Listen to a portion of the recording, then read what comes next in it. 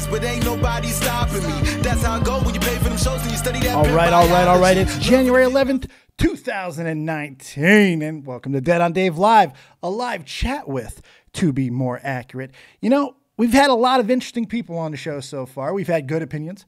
We've had bad opinions. But today, oh yes, we have the right opinion. That's joining me live right now. What's going on, man? Thanks for slumming it with me for a little while today. No problem. The pleasure is all mine, Dave. I have loved your show for a very long time, and therefore it was an absolute honor to be invited on. Oh man, how much of that was a lie? That was wonderful. That's okay. That's okay. I'm I can be very charming when I need to be. Incredibly charming. You're like if Colossal's Crazy decided to be nice to people. You know, it's wonderful. Yeah. Well, that's never happening. No, it's not. It's really not, man. So it's really good to have you here, man. This has been kind of a crazy run we've had with a lot of people, and thank you for keeping that momentum going. And just thanks for hanging out, man. It's a really cool thing for you to do. Yeah, no, it's great. I'm really looking forward to talking about whatever there is to talk about. I don't really know much about shit, so let's go for it.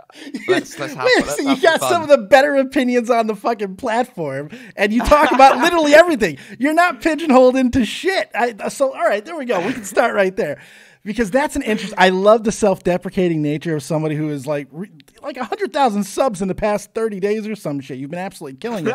You've been destroying lately. So, how do you view yourself? I mean, that's a really good way to start. I mean, I know you used to do more political content, and then about 10 months ago, you decided to make the change to more topical-based stuff that fits the more YouTube realm. How do you view yourself? What do you see that you do? And what do you think of the perception that people may have of you? Well, it's interesting, actually. I don't really have too much of a strong perception of myself beyond the fact that I'm a person who does things. Right. And it's very interesting. I kind of like always knew like there is this side of myself that I need to like express and I need to perfect in a way. But at the same time, it's like, well, I have to be at the same time sensitive to the environment around me, know what to talk about. And it was like 10 months ago, I was just thinking to myself, you know what? I'm not happy with what I'm doing. And I'm not happy with what I was making at the time. And I was like, what sort of... My whole philosophical mindset is always trying to like leave the best message with people. Right. And I wanted to pick content that could have an overarching message to all audiences. It didn't necessarily transmit an agenda. That was why I made the specific change I did. I never wanted to have an agenda really, but I want to make good videos that entertain people. Right. And I thought to myself, how am I going to do this? And I looked at a lot of the trending topic commentators, and they had a lot of interesting moral messages to do with their content.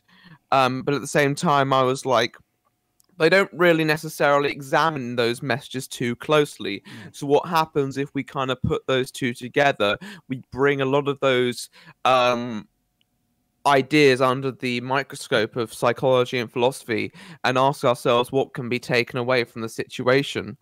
And that was why I made the initial change. And so when I think about like what I do, it's like it is a definitely a version of myself. But at the same time, it's still a persona which is somewhat catered to the YouTube audience, which I want them at the same time to take something away from my content. Right. And so like I get a lot of comments from like people like saying, oh yeah, he sounds pretty smart. and honestly, like at this point, you know, I guess there was a time maybe when that would sort of embellish my ego slightly. But I guess now it just doesn't really like, I appreciate the compliments for sure. But at the same time, it's like, well, you know, that's still someone's perception of me. And, you know, at the same time, yeah.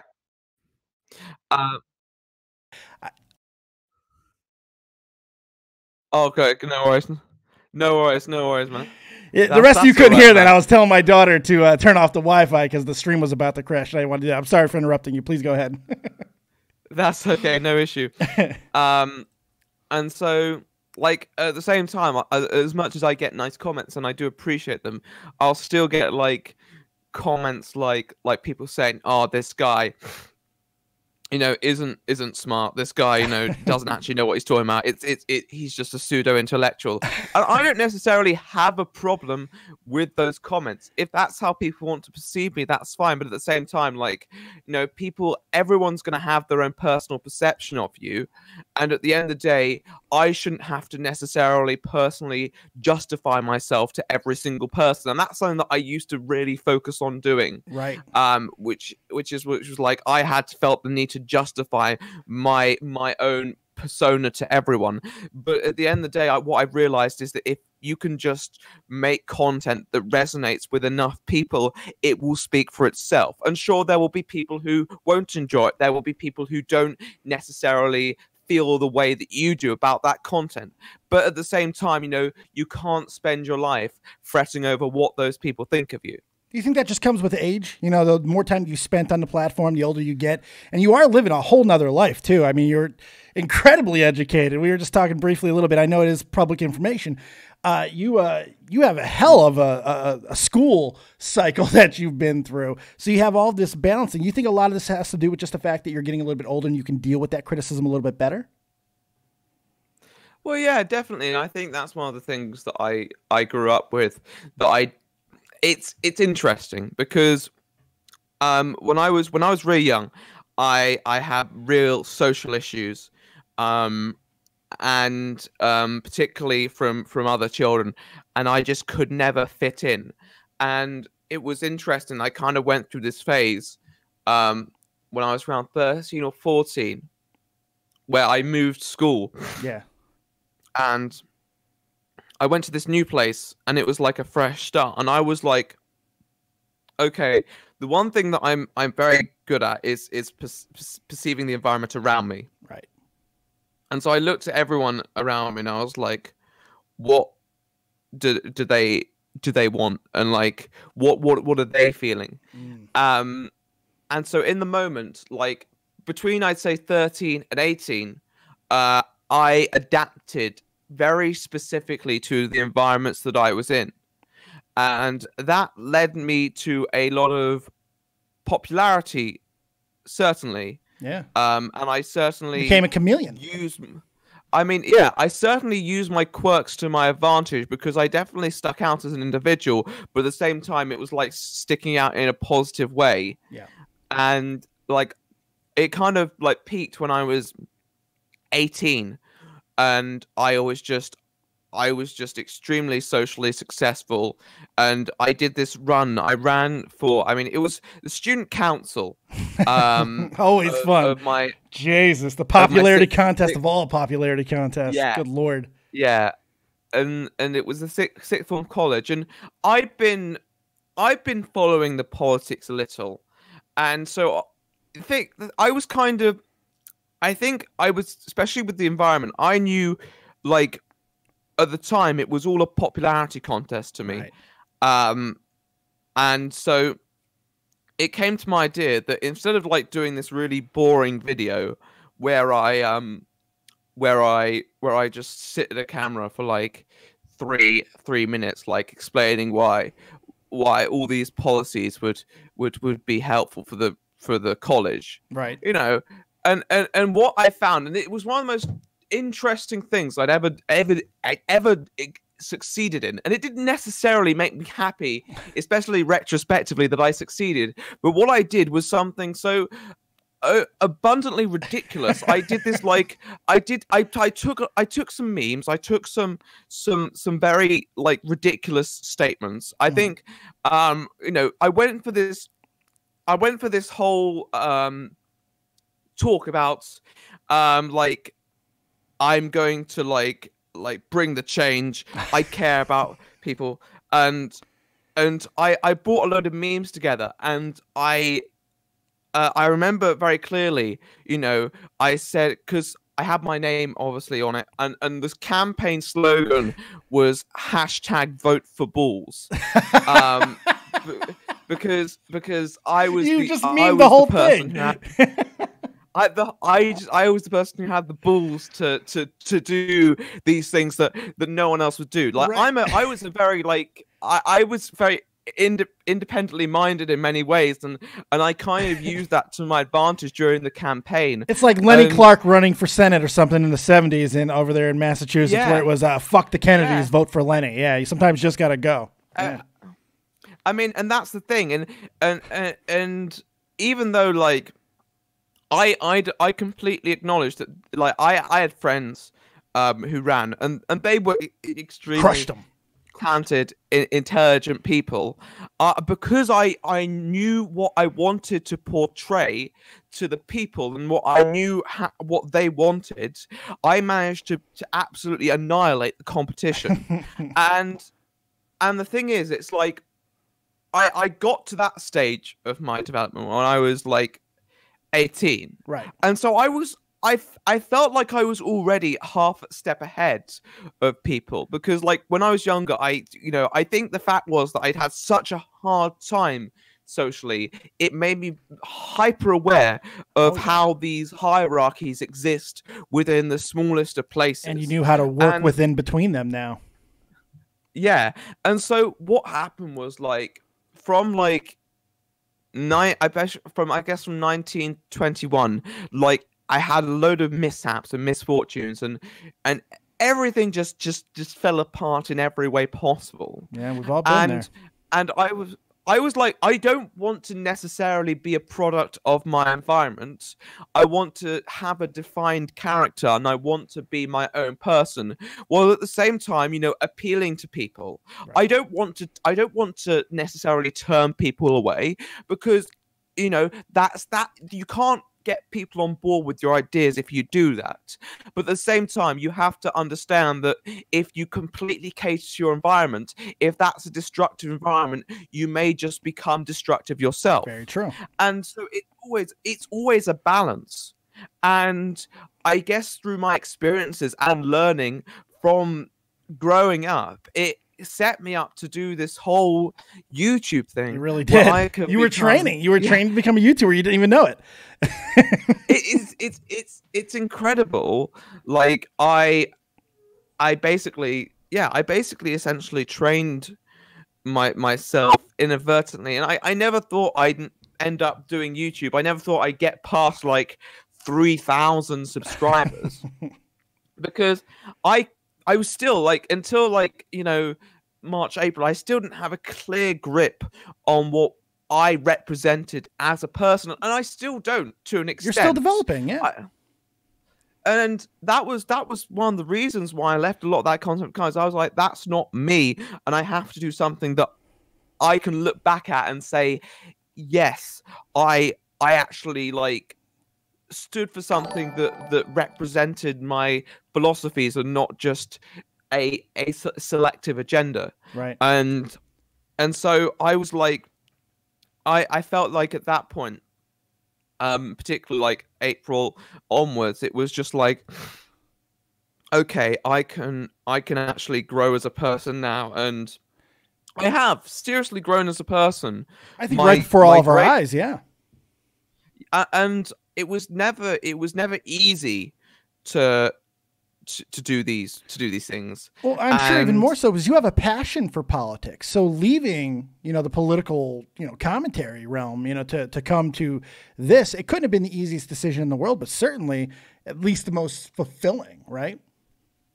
Well, yeah, without a doubt. And I definitely have a passion for politics, but at the same time, one thing I learned was that I do not have a clear political position yet on everything. And I have opinions, and I have strong, passionate opinions, but at the same time, I don't know if I'm going to hold those opinions in 2 or 3 years' time. I feel like I need some more time to settle, and I still feel like I'm a bit unclear. So when I saw these these trending topics with these moral messages, and I was like, well, I can probably do something philosophically, psychologically here, and actually try and do something that I'm gonna look back and say, even though I may not have got every single detail right, generally I can see my position then and there, and it feels justified at the time. Right. And that's what I wanted to do. I felt like a lot of my older content wasn't necessarily justified all the time, and I want to make content that I can look back and justify. I guess that's the best way to put it. Nothing wrong with that. I mean, you kind of you put yourself in a weird position too when you made the change, because you kept a long format. You kept a long format and use an avatar. Two things that a lot of people who have been very successful on YouTube will tell you not to do. You want to stick to 10 minutes and you want to have your face right front and center so people can connect with you. But you're starting to grow now, and you're starting to get these really big swings in viewers and subs and all that, and you're doing it with long format and an avatar. Have you ever thought of abandoning both of those to kind of go for the easier kill, for lack of a better term? Or do you feel you need the long format that because it plays better to your strengths, obviously, because we both be talkers, yo. Yeah. Yeah. I think it's interesting. Long format is something that was relatively new to me, because what I used to do was I used to put out very rapid videos on a very rapid basis, and I was just thinking to myself, why is no one watching this? Why aren't people watching it? And that's a question that any struggling YouTuber will have. Yeah. Why aren't people watching my videos? And I thought to myself, it's because you're not giving them impact. And the thing is that, you know, videos that are 5, 10, 15 minutes can have impact under certain context, without a doubt. But my videos just didn't garner that impact, mainly because I think the style, and I can't necessarily pin down these specifics, but I watched my videos back and I was like, you know, I could have spent my own time better. And, you know, that's something that you have to come to terms with. Oh, sure. Because I think that's how you make that change. And so when I turned to long form content, it was to create an overarching narrative that would have more of a punch and make people want to come back for my perspective. Because if I create 5-10 minute YouTube videos, they can get those perspectives, you know, in a lot of other places. Oh yeah. You can't necessarily constrain my videos, even though, you know, even though people do say, like, I do like ramble a lot, which, you know, I talk a fair bit. I go off on some tangents. That's mainly to branch out the persona. But it all works within the context of the video. Nothing ever seems aimless. It does work. Yeah. And that's the thing. It's like, for me, it's one of my classic tactics is repeating the thesis statement, and that is something like I was like, well, you know, that's one of the things they've said to do. They've told me to do at university, and I think it really hammers a message home. You know, it leaves something on the viewer when they leave that video. They have something to think about. And so even though, like, in some ways, you know, I do speak a lot, I think it's generally beneficial to the message of my video and the subsequent impact. It makes people want to watch it. Makes people want to hear my perspective, because I can present something unique, even if on the surface it may be a relatively common topic. Right.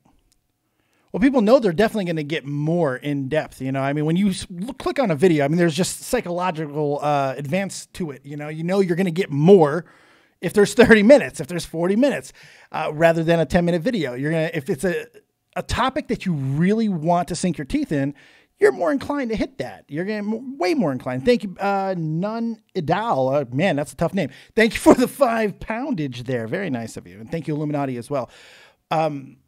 Do you feel that sometimes it leaves you at a little bit of a disadvantage, though? I mean, because you do have to, you know, you can't talk forever sometimes, as much as we want to. With having that much, is it a nightmare to edit? That's something that I'm very much wondering about. I mean, yeah, I don't edit my own videos visually. I do audios. I haven't done the audios for the last few videos, mainly because I was on holiday, so I got someone else to do them. But visually, I don't edit.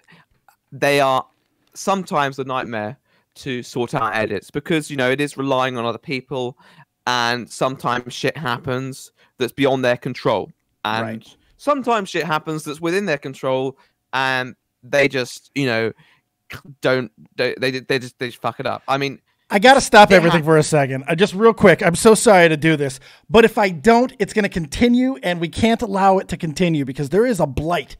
We just got a donation based around this. So this has to be addressed. I need your stance on one of the most important topics going in the world today right now. I'm very sorry to do this to you. Okay. Pineapple pizza. How do you feel about it? I need to know. People are losing they're losing their minds, man. Pizza. They need to fucking know. And I'm just trying to give the people what they want. Pineapple. I hear you're a big fan.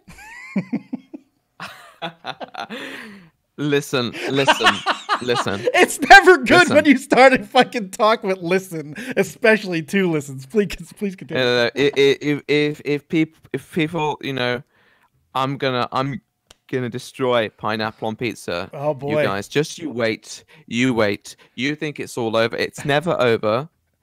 I will get what I want, and give me like a few months, maybe around April. I will drop a video that destroys pineapple on pizza forever, and then you'll be sorry, all you pineapple on pizza cretins. I think they're subhuman, personally. I think anybody who puts pineapple on pizza, especially, they're like, well, it's fine if you put ham with it. No, you're just abusing ham at this point. You never abuse pork. What's the matter with you people? No, I'm with you. Fuck a pineapple pizza. Oh. Yeah. I mean, I wouldn't necessarily fuck a pineapple pizza. If it gets cold depending on how desperate I am.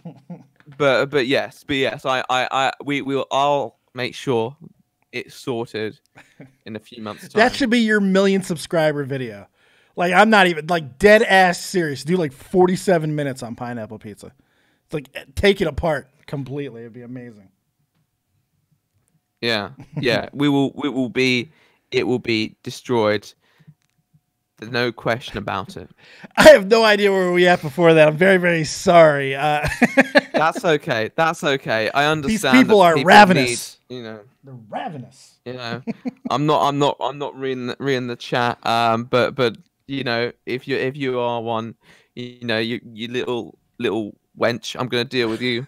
Where would you put people who eat pineapple pizza? Above or below Hitler? Oh wow. That's a difficult question. That is a very difficult question. I'm not sure I can give a specific comment because, people who hate pineapple pizza, terrible. Fantastic. Terrible. I can't believe that. Why would you do that? Why in the world? All right. I do want to shift focus just a little bit to something that's, I'm sure, on your mind at the moment. I mean, with the success that you've had, you've also had a little bit of, I don't know, I wouldn't call it exactly heartache, but definitely a little issue with YouTube as of late, like everybody seems to be having. You did a video on DaddyOFive. What exactly happened after you put the video up? Well, yeah, I mean, it was my best performing video by a mile. In like the first 2 hours, it got like 50,000 views, and that's like ridiculous. So we were cruising. I was like, this could be like the one. And then YouTube, in like, I think it was like the third hour, just took it down, and gave me a community strike. And yes, that did not make me very happy. No, the internet went crazy. How did that make you feel seeing the reaction that got? Because man, people were up in arms about it. Yeah.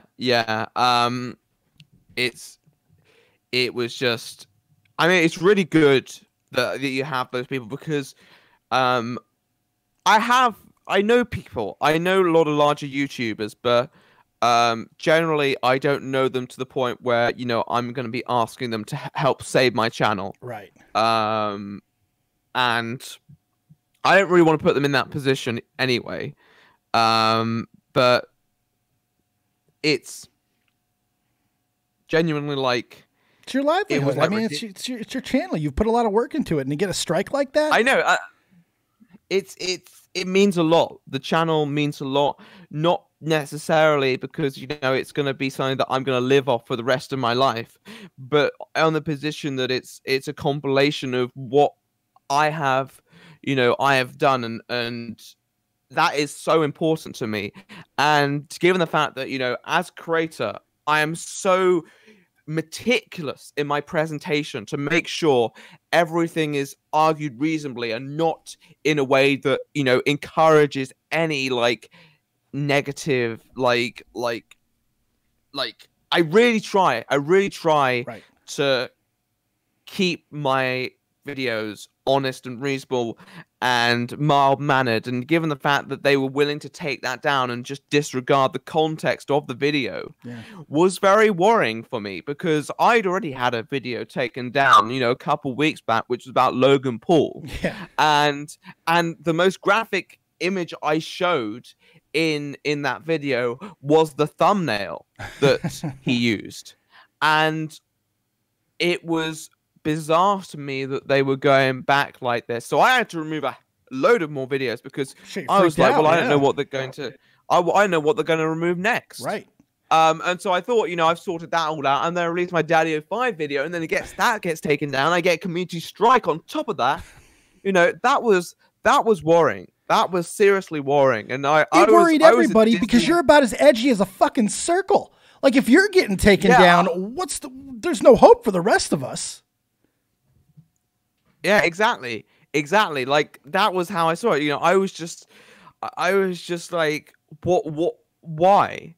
Because I tried so hard. I make an active effort to be mild-mannered and controlled in my arguments, and to make sure everything that I present is somewhat reasonable. And the fact is that YouTube clearly didn't like the fact that I had used footage, and it was the footage. It was definitely the footage. Was it the footage? It was the footage, and the fact was, like, even in their community guidelines, they say if the footage is presented in like a documentary format, you know, we will be willing to make exceptions. And for some reason, they just completely went for my video, even though there are other videos up on the topic in the last few weeks. Right. Even though there were the videos that I actually like used were taken from other videos already on YouTube. Like, that is like, it was one of the most confusing things. And then I sent the appeal in. Yeah. I sent the appeal in, and it got like rejected in like a few hours. Oh, really? And I was like, yeah. And I was like, what the hell?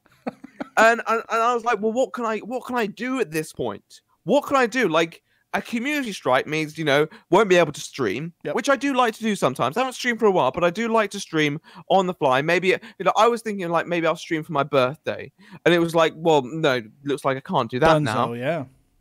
And I was just completely confused about what I had done wrong, and so I was just completely going at it on Twitter, because Twitter's like pretty much like at the point. Like, I do have the community tab, but it's hard to like communicate with. The people are still on Twitter. That's where the people still are. Yeah. Unfortunately, that is where they still are.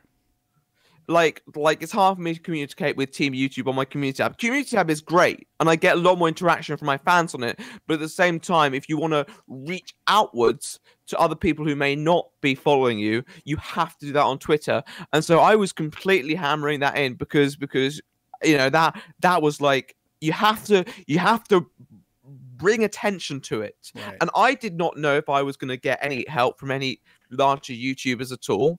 I think, you know, I think there were a few, like, I think Wang mentioned it. I know Clown was pretty up in arms about it. We talked about it here on his interview. He was pretty up in arms about it. He wasn't happy. It made no sense. You use the safest footage. You use the footage with the fucking blurred faces. What else are you supposed to do? I had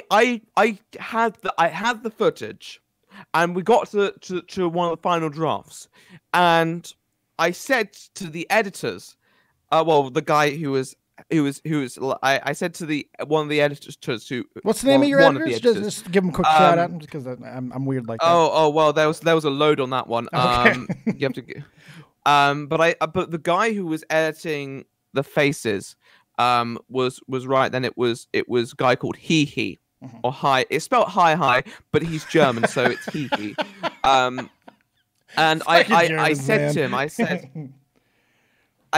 I said, I've had, because I'd spoken to him towards the end, and I was having the thought, well, maybe I should censor everything. Maybe I should censor the faces of Cody and Emma in that particular instance, because obviously, you know, this is something that should be in the past for them. Right. And so I hit up Hee because I knew that we'd had a brief discussion about censoring faces, and I was like, I want this done for the whole video. I want it all censored. So we actually censored that all. Like that was like, it wasn't censored before we did it. And so I was like, you know, I've done this as respectfully as possible. You know, I've pretty much like taken every single precaution. Right. And yet we still got hit. That was the unbelievable thing. So it was, you know, I really like, I mean, you know, I love Colossal because, you know, I've known him for ages now. Yeah. It's like I met him like late 2016, like, and so I really appreciate that he's still sticking out for me. But at the same time, like, I did not know if anyone else was gonna cover it, because, you know, you just don't know. No, you don't. And so, you know, you just have to like make as much noise as possible about it, and use the rhetoric to your advantage at that point. Well, I think a lot of people were trying to figure out why it happened, you know, and you think it was because of the video you used. Yeah. Well, it seems there was a little bit of a development today that may explain it, because I was confused mainly. This is a dead issue. It's a dead meme. You did a fantastic video on it. There's no question about that. But it's like, why would it get hit after all this time? It doesn't seem to make a lot of sense. New video, I get that, but it's not something that everybody is all up in arms about at the moment. Well, today, there might be a little bit of explanation as to why. There was a ruling handed down, I believe yesterday, where the sentence for the DaddyOFive parents has been reduced. And over the last few weeks, there's been court hearings going on that have been going over, you know, evidence, videos, all kinds of stuff.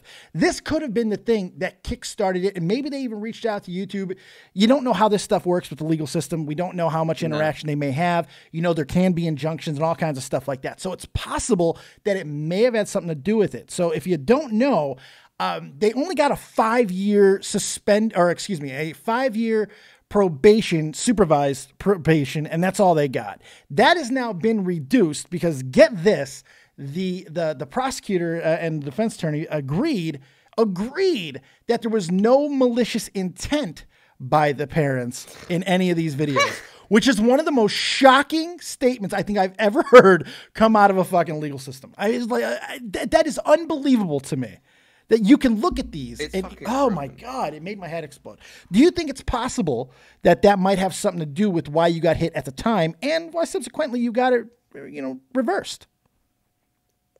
Yeah, I mean, it's very possible. I do not know how the YouTube system works, because, like, what happened was, you know, I was speaking to people about it, and they were like, well, you know, YouTube's got a lot of bots running right now that are pretty, which basically, you know, they're just spray firing stuff. And yeah. I'm going to talk about this in a future video, not necessarily make it about my situation specifically, but there are some other situations that have come to my attention that kind of illuminate this argument. I don't know if that specific incident is necessarily like related to my video, but it's for, I don't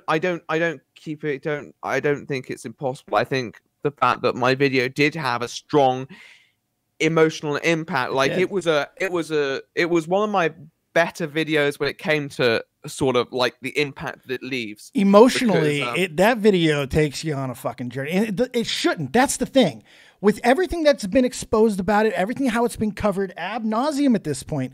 The fact that you're able to talk about it as long as you did and still connect. I watched that entire video earlier today from start to finish. Could not stop watching it. And I don't like this topic. Like, I hate this topic. This topic drives me crazy because I don't like seeing kids used in this manner. I really don't. I'm a father. The last thing I would ever think of ever doing is, and I do stuff with my kid on camera. Like, we have fun. We unbox stuff. We do things. To ever think of harming my child. She beats me up on camera, but that's different. You know, it's so repugnant to me. But I couldn't stop watching it because you really did connect perfectly. And it's even crazier because I was looking at a fucking anime figure while watching it too. Like, it shouldn't work, but it does so well, man. It really is high props to you. Yeah, thanks. No, it was like when sometimes I've made videos that I was like, you get a feeling when you rewatch a video and you're like, how well have I done with this? Right. And I rewatched the DaddyOFive when I was like, you know what, I've done a relatively strong job with this one. You feel it's your best work? I mean, it's up there. It's up there. I people ask me like what my favorite video is of my own, and that's a really hard question. It's a hard question. I still like hesitate to answer that one.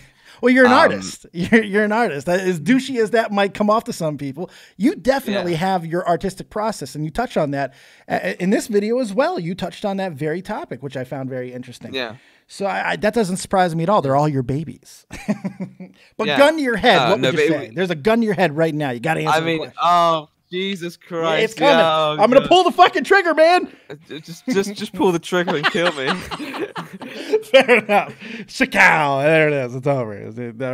I'll let you off on that one. But no, this was a great video, man. It really was. Yeah, it was impactful, and I can understand why some people might not want it up, especially if it harms their case. So it's very possible, But I at the end of the day, like, I'm happy it's back up. I'm kind of sad that it was age restricted, even though I understand it to an extent. Yeah. For me, it's like, I think I come to the ultimatum that I feel that age restriction is such a burden on any adult creator. Right. Like, this is the first video that I think second video actually that I made with the age restricted, and the fact that you get no money from it whatsoever kills the views, kills the money. Yeah. The only reason that my views actually did all right in the end was because it had an astronomically high watch time because they'd removed all the ads. So it was it was kind of ironic, but it was I could see, like, as a creator, like, if I was like just solely creating videos on just those topics, like, why that would be really annoying, because you go and watch a documentary on the TV and it's interspersed with ads, regardless of the topic. I watch one of my favorite genres of show is the real life TV murder shows. And you need to talk to Tommy C. Jesus Christ, you two will love each other. Holy God. And those can be very graphic, but they still have ads in between them, because at the end of the day, people know that the message, the overarching message of that content is not to necessarily promote you going out and killing people. In fact, you can make the argument it's the opposite. Exactly, and this is what frustrates me about YouTube platform in that process, because they don't necessarily focused on the demonetization on the basis of context. They just face it on if you say one word, if you cover a topic that might be considered sensitive, and if you shut down debate on such a matter, what you find is that it will manifest itself into something much greater, to the point that YouTube will probably suffer for it. And this is the issue. The world suffers for it. Whenever you shut down conversation, the world suffers for it, not just a platform. Yeah, and it's like, if you can't call out like abusive people to the point where your video gets taken down. I mean, hell, if I didn't have the audience I had, that would have I would have lost that video forever. Oh God, there's hundreds, maybe thousands of creators that have lost content because they don't have the fan base that you had, and you didn't have the connections. Exactly. So it's very it's disconcerting when you think of it in those terms. How many conversations have been snuffed out just because YouTube didn't like something specific about that video? It's kind of scary.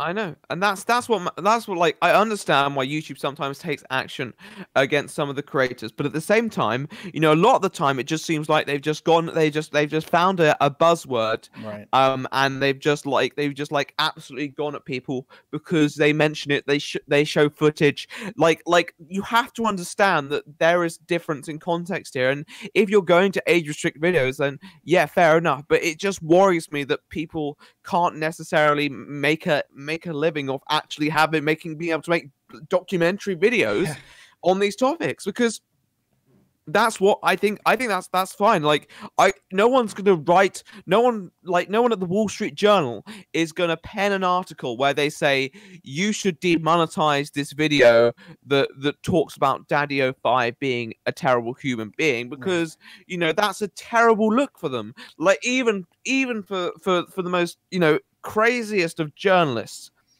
you know, that would be a very poor move and probably one that lacks impact whatsoever. But YouTube have let themselves be bullied into this position where they just go after topics indiscriminately, even if they've occurred on their platform and it was in the moment a highlight of their own inaction.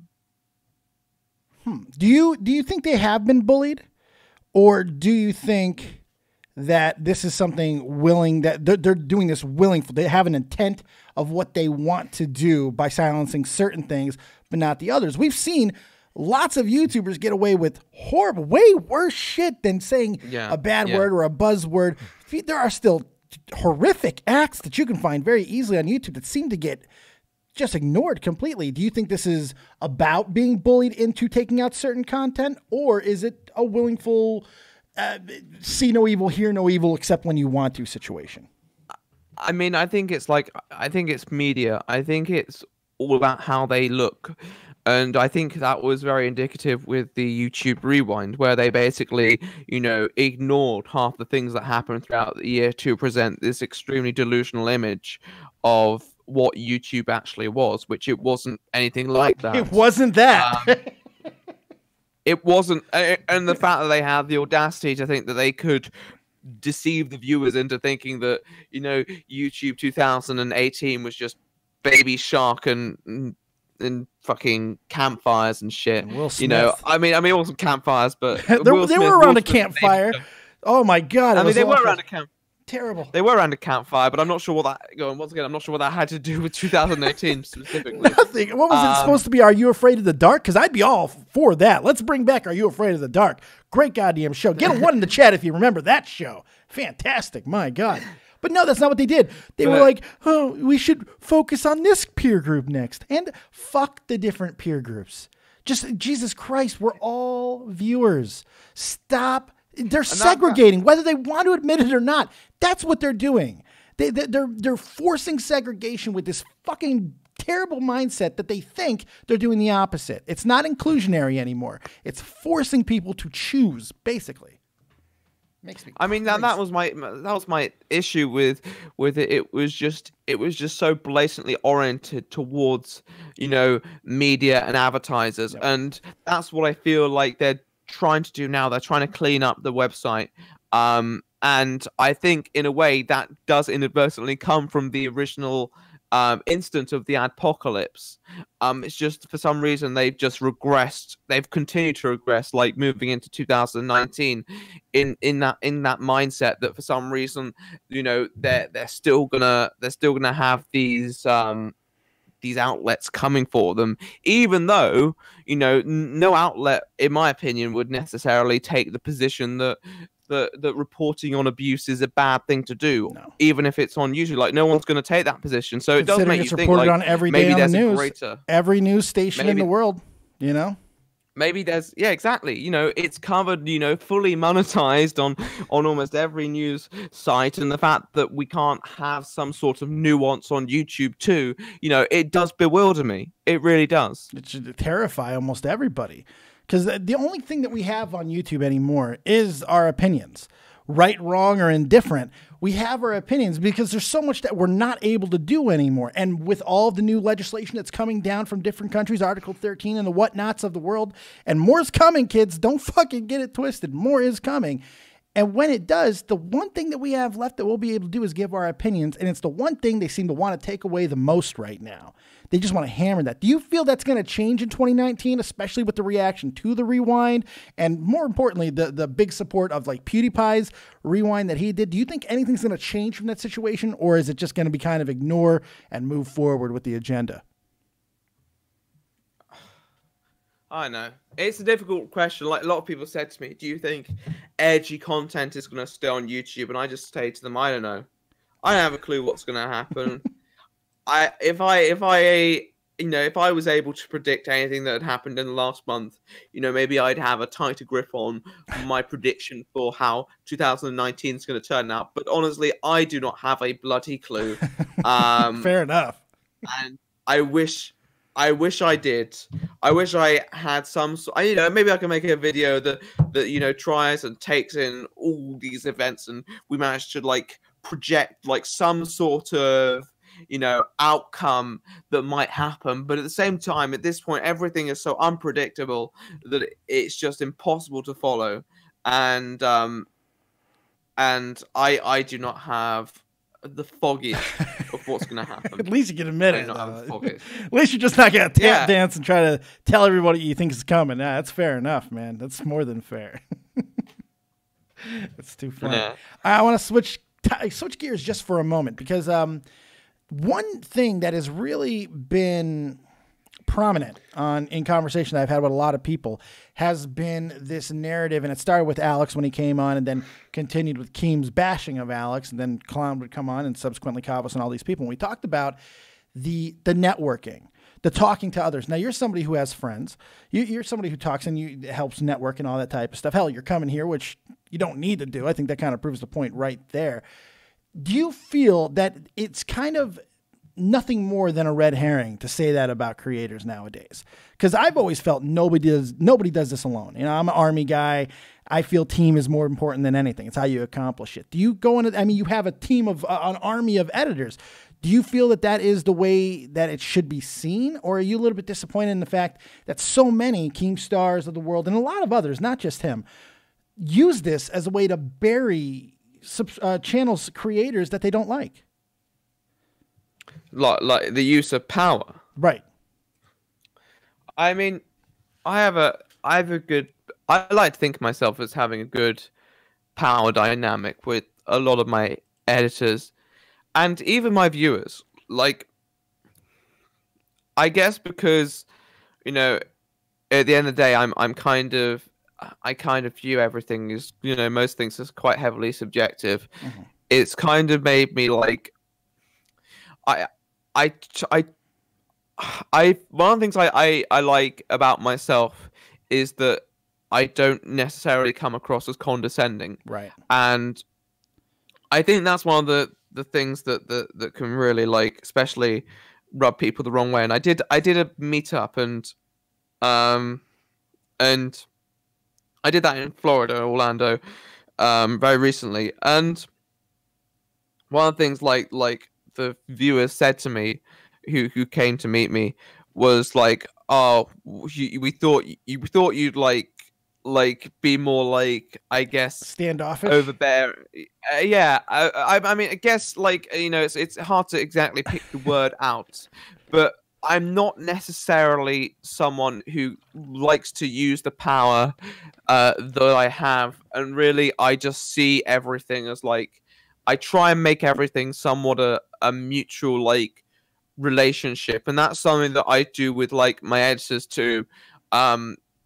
I have a lot of people who've worked with me, who've edited for me, and I never try and like come across as like a boss or anything. Right. I always try to purport myself as more a friend even.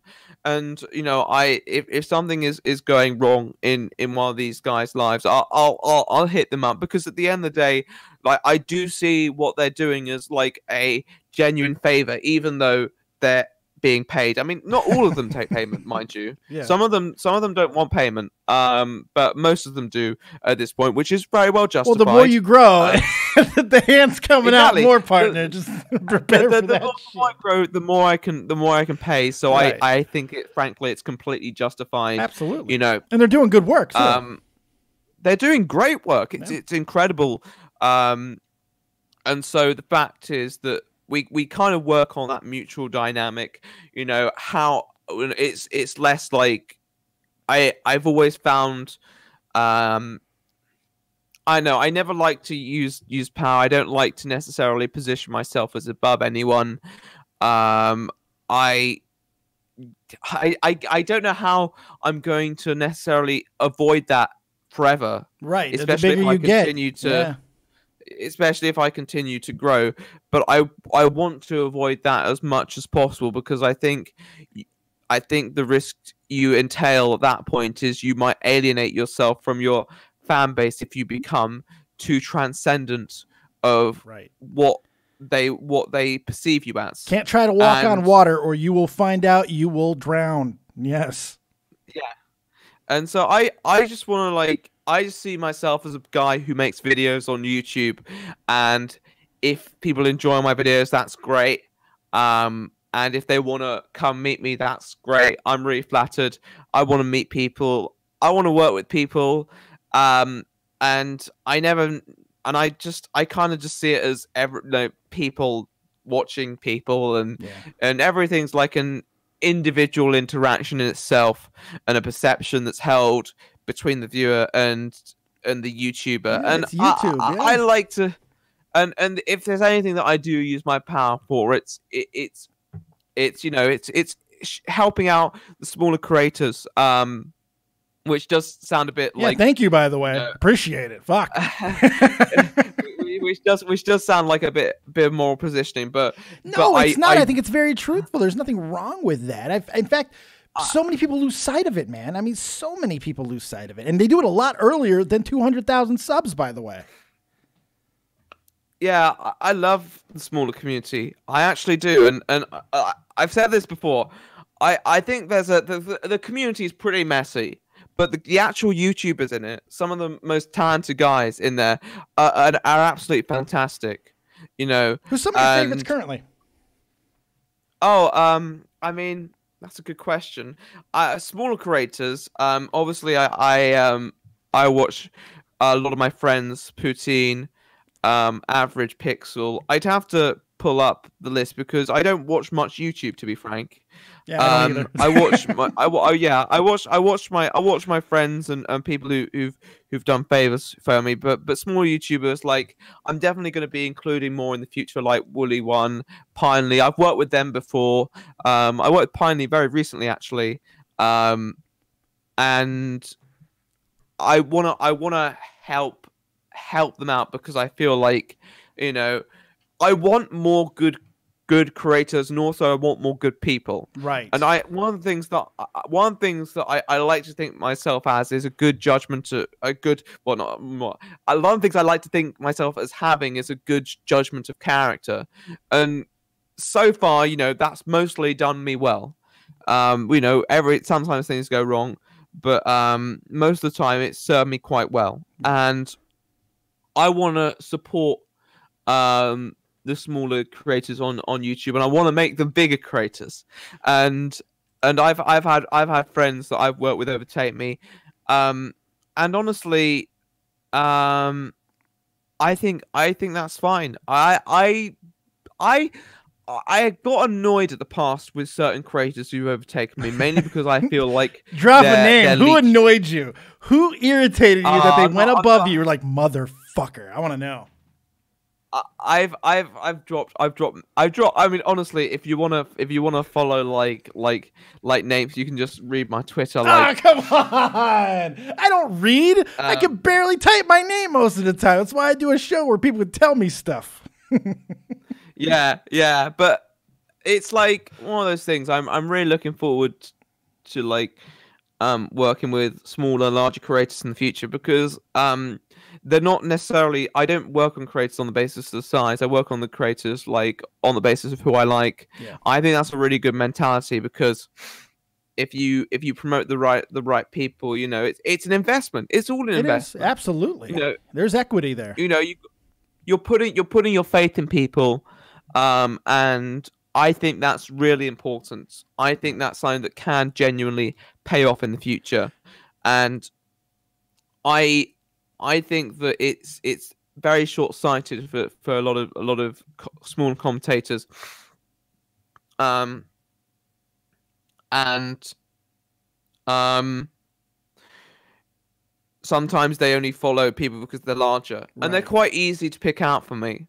And I've had friends in the past, people who I genuinely like and admire, who've been completely taken advantage of that dynamic through that dynamic, because they're not very good at apprehending who's there for the friendship and who's there for the views. Right.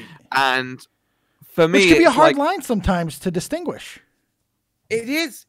It's really hard. Generally, the thing you have to look for is patience in the person, and it's very hard to decipher exactly who's doing that, especially when you're a larger YouTuber. Right. You always inadvertently have something to offer them. Yeah. And generally, what I find is that when I'm working with smaller creators and such, that there's a level of tone that you can understand, and I might go on someone else's channel if they ask me on, but I'll never let someone invite themselves on my channel. I'll always say, you know, this is my position. You know, I don't give out things because people ask for them anymore. Right. That might impact, like, that I feel is someone taking advantage of me. Sure. Which is understandable completely. But it's funny because that's become one of the biggest criticisms that a lot of people are having over anyone who's been growing. You know, there's a lot of bigger content creators out there that call it dick sucking and nothing more. Social climbing, whatever the like. Do you feel that that is somewhat of a problem for smaller content creators? Because now we have to worry about that. When we talk to anybody, I don't reach out to people. I'm so bad about it. It was hard to reach out to you, and you like. Yeah. I know people who know you, you know, and I still was worried, because the last thing you want is for anybody who's in a better position than you to think that you're only doing this for sheer advantageous purposes, which this clearly is. You know, this helps me. There's no question about that. But that's where it comes to your ability to read people and talk to them on a human level and hope that they see that you just really want to get their story or work with them or create something new, whatever the case may be. Do you think that's a fair thing, or do you think it's got out of control a little bit?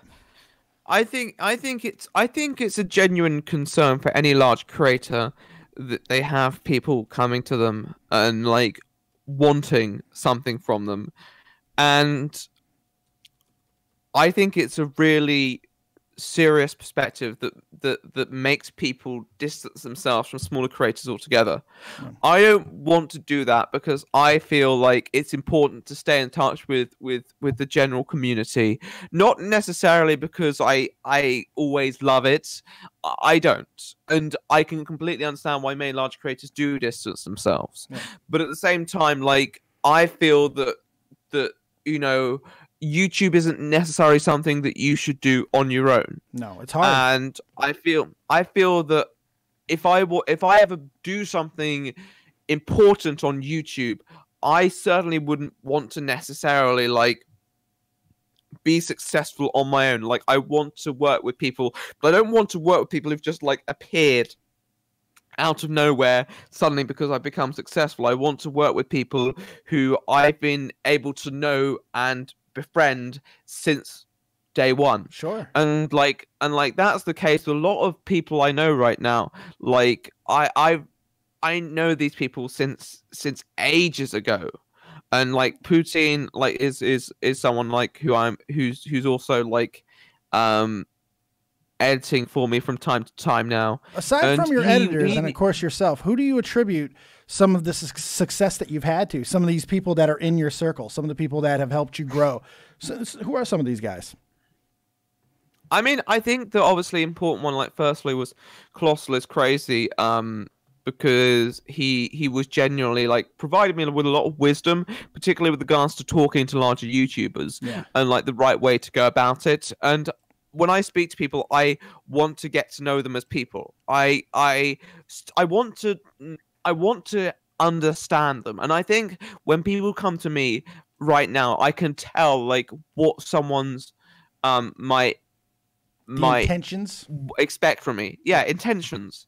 And I think there are a lot of people who genuinely come to you, like for me in particular, like seeking wisdom, like as someone who has garnered some sort of success and advice that they can take forward. And I think it's really important, if someone wants to improve, then I am more than willing to help them improve. But at the same time, you know, that was something that Colossal did for me. And, you know, I never received any handouts from him. It was just, okay, I need to do this. I need to work on this. I need to improve this. Yeah. And I don't necessarily like attribute my success to too much in particular, but like as said, like the group chats that I'm in, particularly like and, you know, I know it's kind of a meme at this point, but the NCO, the NCO, like, shout out motherfuckers, lots of like, talent in that group, man, lots of talent. That I know, it's a lot of talent. Like we did a write up of like the growth this year for that. For it's people insane. In that it's chat. Got to be insane. It's so impressive. It's so impressive. But with that, even with that, like considered, I feel that those people particularly provided me with a lot of encouragement and thought and advice, and we've been that group chat's been going. It must be like coming up to a year now. It's funny too, because there's been a big meme, and especially in the commentary community with the group chats. I mean, we can't forget the Brotherhood, you know. The Brotherhood. Oh, the Brotherhood. And the NCO has really taken no criticism in the same way as like the Brotherhood did. I mean, the Brotherhood got shit on for a long fucking time. That's a good meme. Still a great meme to this day. Yeah. Why do you think the NCO hasn't? Where is it just because the Brotherhood came and gone and the NCO is something different? Do you guys feel you do something different than maybe what they did? What do you think? Yeah, I feel that the NCO is kind of more back in the day, especially during the Brotherhood, you know, people saw the large creators as creating a very inwards looking group chat, and focusing on their own benefit at the expense of others around them. As Dueling Duelist Drew just said, the NCO started out as a meme. That kind of sounds like where you're going with that. And the NCO is different in the way that the fact that it kind of understands that, you know, not everything, you know, is done at the, you know, not, we kind of put it out there that not everything has to be at the expense of smaller creators, right? And we have smaller creators in there. You know, we are outward looking. We are extremely approachable. Most of the people in the group chat have open DMs. You know, we love to talk to people. You know, we have a limited number in the chat, of course, and we are extremely selective. At the same time, this is some elitist shit, though. I gotta be honest. I love it, and I have no hatred towards it at all. I love that these exist, but man, that's some elitist shit. It's very selective, especially with your goddamn with your accent and everything. That shit sounded so. That was good. I'm sorry, it did my heart good. I love it. I absolutely do. I think it's a very important thing. I think the thing is that we are, as I said, we are selective, but we're not necessarily elitist. Right. And I think the fact that we have a lot of smaller creators in there allows us to stay in touch with a lot of the community. People aren't necessarily, you know, willing to like, you know, talk so much shit, because we are out there. You know, I've got it in my bio. some of the creators have it in their bio. You know, we're clearly like out there on the platform, and people feel like they, you know, why would they talk shit about people that they actually like, you know, people that they probably like. And so I feel that the thing is with the NCO is that although it is a group chat, and although we have, you know, many creators in there, you know, at the same time, unlike previous group chats, we're just more, I think we're more in touch. Yeah. Which is something that I always wanted to do with the group chat, and I feel that was where other ones failed, because I never wanted to necessarily I always wanted a group chat. I always wanted a group of people who, you know, I can make content with, and I know it was like a year ago I got into some feud with the CDL. I did not feud really, but I got ejected, and I was like, well, now is the time to start up the group chat and hey, get CDL, how does the Right Opinions ass taste now, huh? Reject him. That was a mistake. Do a Kobe thing on. Hey Kobe, tell me how my ass tastes. I love it. I mean, I think I'm in the chat right now. I can't see it. Right. Do you harbor any resentment for that situation? I mean, it's never easy to be excluded from anything. It never feels fucking good. It doesn't matter what the situation is. It was like shit at the time, because the CDL was a very different dynamic to any other group chat, because it actually felt like people that you were in touch with, and because you know, very braced in the UK, kind of like mates, and so it felt much more personal. And so I'd say right now that the NCO fortunately has kind of reached that stage. It has developed in that stage where I do feel like a good personal connection with a lot of the creators in there. But at the time, like it was kind of shit because you know, there was some drama that went down, and it felt like that I had left something out of me. So I was like, well, you know, I need to do something else with people who care about me, and I care about them too. And so I did the NCO. We had a bit of a rocky start. We, you know, when we had to create a new group chat. But you know, it's that perseverance that has eventually paid off and caused a lot of success for a lot of people. And although it's not necessarily directly from the NCO, you have people like Jay Aubrey, for example, who just say, you know, I'm really thankful for how you introduced me to this group chat. It's given me a new motivation like no other. And he's had a great year. His channel hasn't been even going for a year. I think around 10 months, and he's already at 107,000 subscribers. Damn. So there's an effect. There is a cause and effect there that you can certainly attribute to being part of this group. I mean, there was definitely a really useful dynamic that came from, if you're an active creator in the group and you're working with people and you're meeting new people, you know, it gives you a fire in your belly like no other. And I think that's what keeps people going, because, you know, when people are struggling, when people have hard times, you know, we were there to like say, you know, we'll be there to back you up, and we'll be there to support you. And it's that like foundation that makes people feel more secure. And I think that's really important, to make people feel secure, and to make sure that, you know, they're not just going to throw in the towel whenever. And so I think that's really important, that these things that seemingly seem inconsequential to many people actually matter a lot. And if you have the right set of people to support you, you know, it can really help you and propel you. Oh, sure. And that was what the group chat did for me.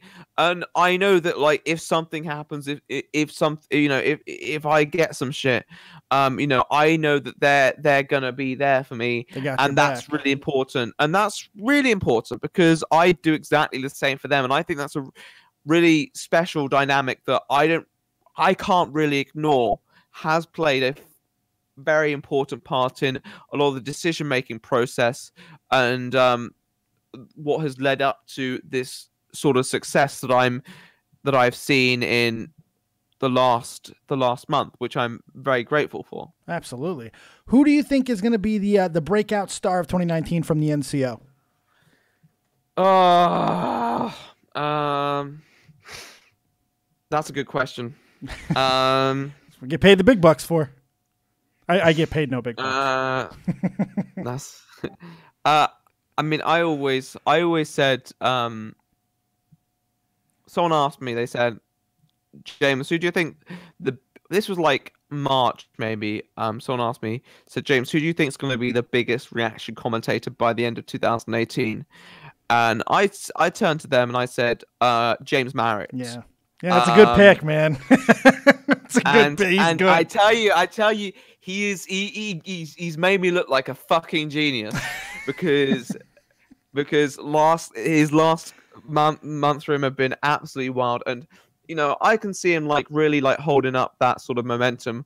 But I think there's a lot of people there who can really make like an impact in 2019 if they clear some of their faults up, like upload a bit more and get your shit together, guys. Yeah, and upload a bit more, be a bit more consistent, find a good strong theme to come back. And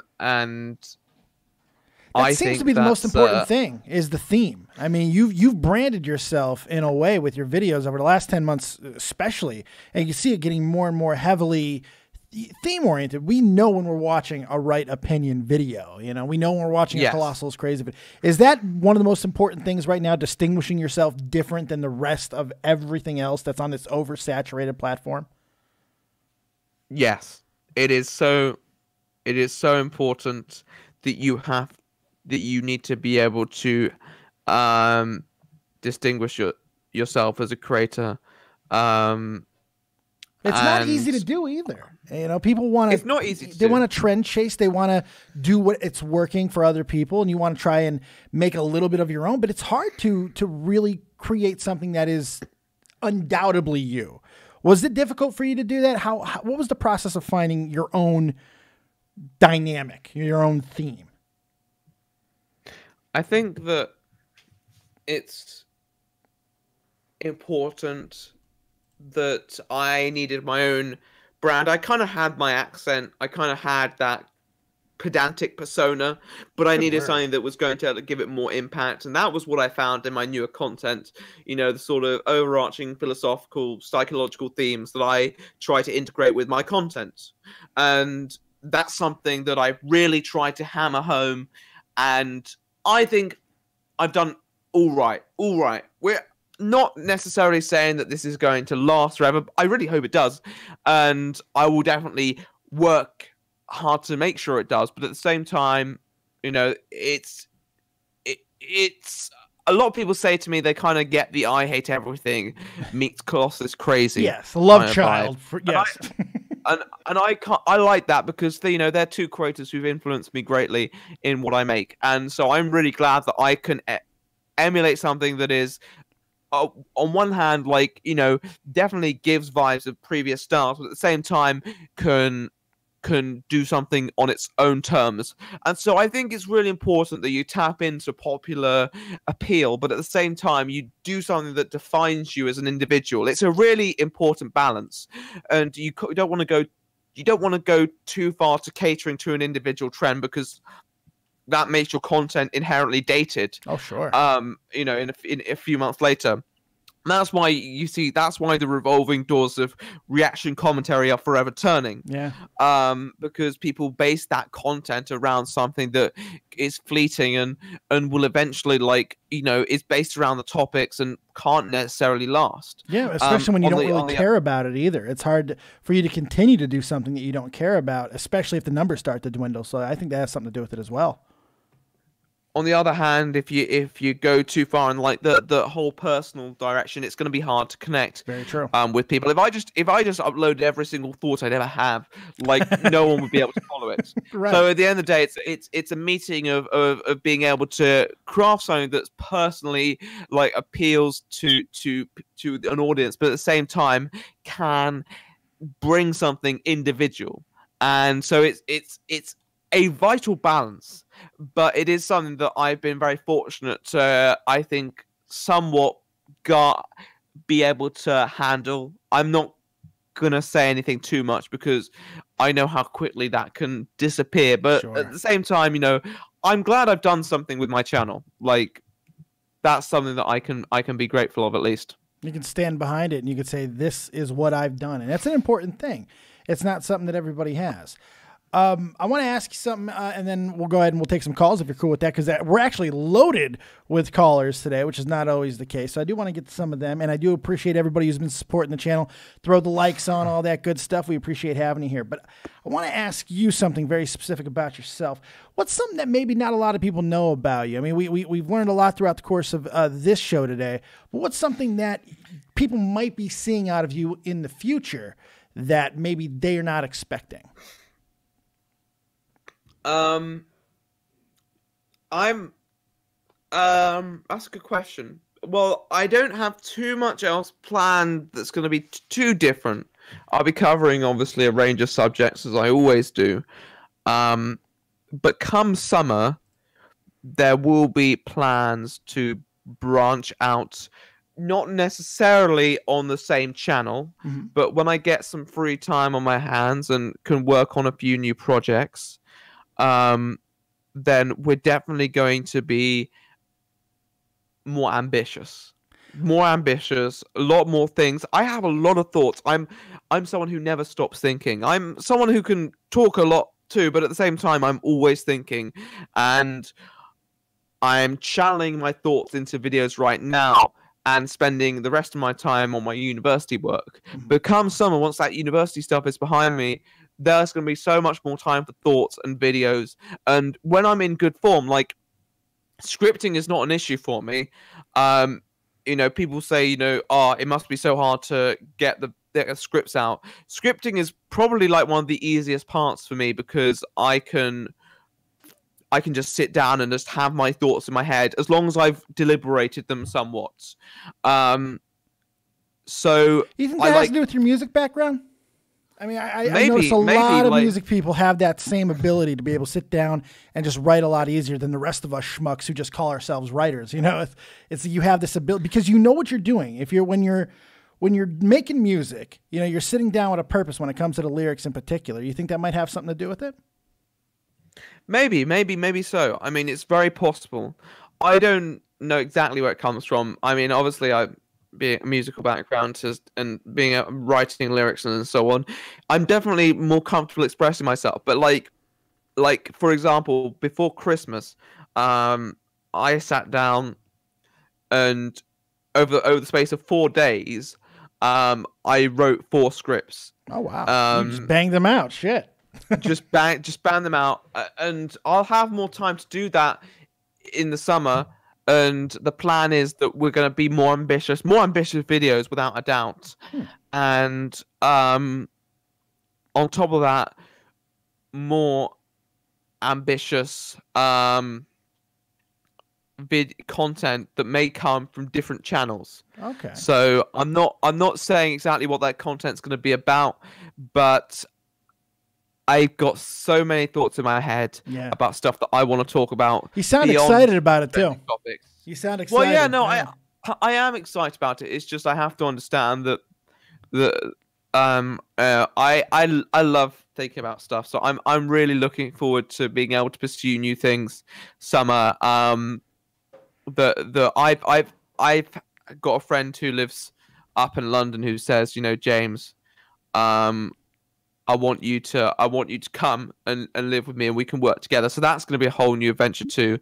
I don't know what's going to happen. You've seen things like this fail, though. We've seen things where, you know, a bunch of guys move in together and it doesn't work. Are you a little trepidatious about something like that? Because it's not always the easiest thing to do. I'm confident in my judgment of character that that the guy I know, you know, will not let me down. He wouldn't afford to let me down. I think the fact that we have so much history I mean, we've only known each other for a year and a half or so, but at the same time, we have so much history. You know, we're both people who were started, you know, from the bottom, and now we're here, and there's so much. It's hard to be fucking humble when you're quoting Drake, man. I love it though. Yeah, I know. So I really do trust him a lot that he won't let me down. And you know, I knew from the start that he was a really good egg, and so I can't wait to crack a few and make some omelets. So this is going to be your focus going forward. After you're done with university and all that, this is 100% your focus going forward. You're putting everything into the YouTube. I mean, that's a difficult question. I mean, that is how it's looking right now. But I'm aware that things can change very quickly. I might not have a channel by then, so we'll just have to see. We'll just have to see, man. I'm not someone who makes any promises. And I one thing that I've had is my problem is that I've had expectations in the past and they've been undermined. So I don't tend to have many expectations these days. Now, yeah. I just have plans that might work out, which, you know, do excite me. And if they don't, I guess it'll be back to whatever I'm doing after university. So I guess we'll see. I want to have hope, but I'm not someone who necessarily has it by default. Fair enough. Good answer. Really good answer, actually. All right, you want to take some calls? And then I do have a couple more questions, but we got a lot of callers in there. I do want to run through them before too long.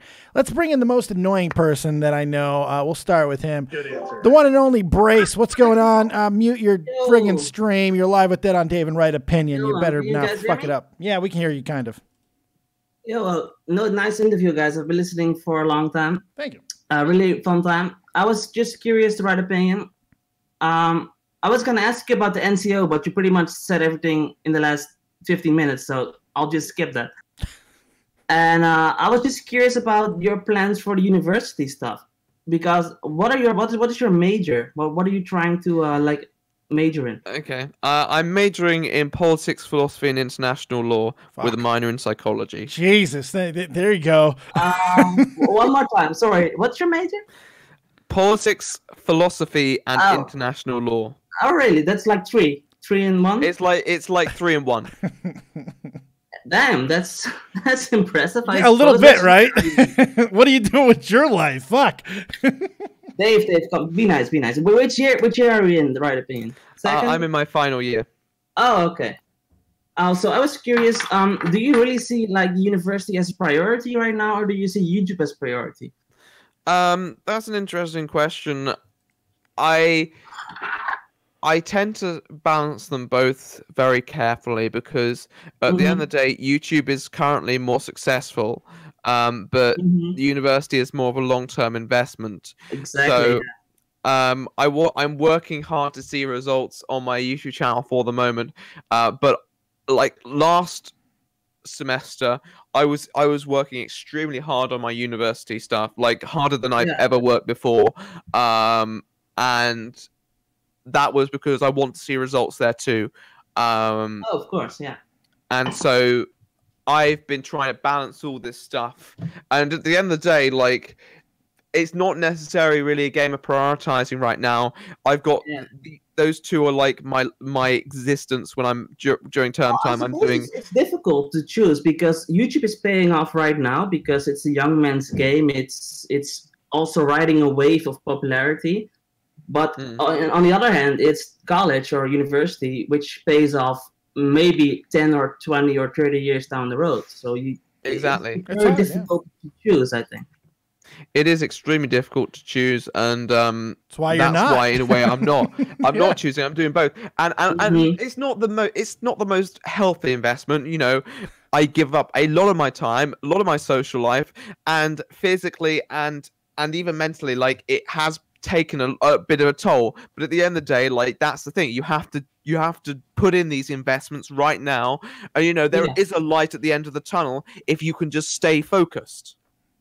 Well, yeah, sure, but the light is also temporary, though. It's always going to be there. That's why he's got a couple of lights. That's why he's not just one flashlight. It's like Alonso said on his Twitch. You've got to put your eggs in multiple baskets. Absolutely, like, you know, very important. Yeah, that is the phrase. Yeah. And so that's why I'm doing I'm kind of hammering both in right now and giving 110% to each, and in a way, like it's not the best for me, Well, no, I respect Health-wise, it. but- Then let me ask you: if you were to drop YouTube for some reason, what would your job be with that degree? I'd probably go into maybe domestic counseling, politics. I don't know. I might even go on and, depending on my grades, like I might even go on to do a master's at somewhere nice.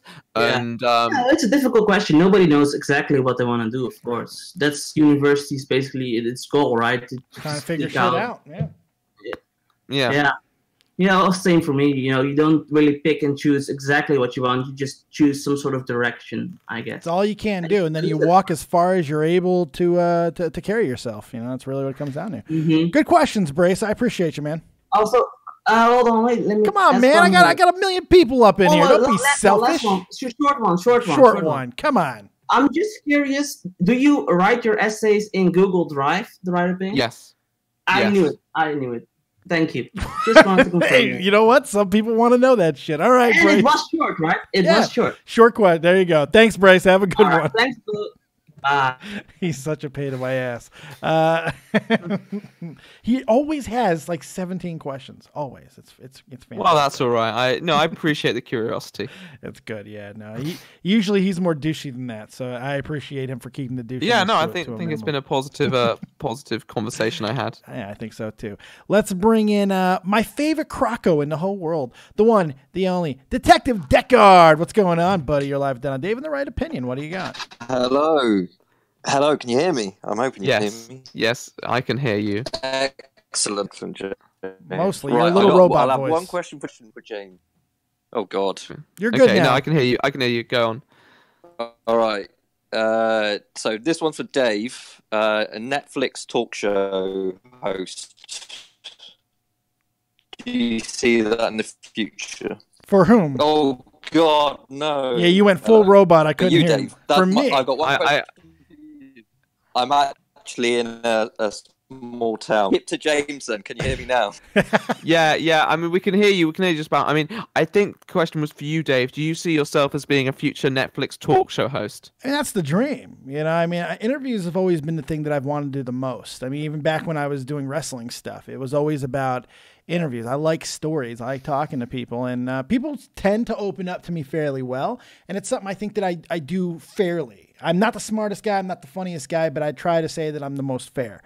So I think I could have anybody on, and being able to do that. Yeah, I think that it's sure. Why not? You know, I don't mind aiming big. I think if you dream as big as you can. If you tell someone your dream and they don't laugh at you, you ain't dreaming big enough. So yeah, fuck it. I'd love to be a Netflix host one day. It'd be fantastic. Excellent. Well, I hope you do. And right, next question for James. I think everyone knows he's hit 200K very recently, and he said he would eat, and he did eat a slice of pineapple on pizza.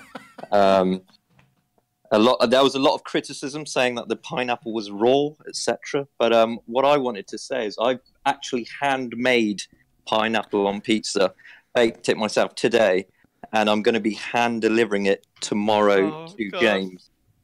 And I just want to ask him, is he ready? I am not ready. You hear the Are you fear? ready for the weekend? I hear that fucking fear, man. Oh yeah, I love it. You just, I can't. I mean, I'm gonna have to eat it because you handmade it, and I have to respect that. But Absolutely. Oh my god, man, you are absolutely diabolical. It's my manipulation tactic. I handmade it. It was the only way. He's got me. He knows smart. he's got me. It's made with love. Yes. Come on, you can't refute this. Shit. Anyways, congrats. You're a great leader, the NCO leader, and I hope you get the Netflix talk show host, Dave. Thank you very much. Hopefully. We'll see what happens. You never know. After I get Felix on the fucking show, yeah, then I will definitely get my I'll Netflix give him a show. call. Yes, please get on the horn with him. Get old Felix on here. That'd be fantastic. Excellent. All right.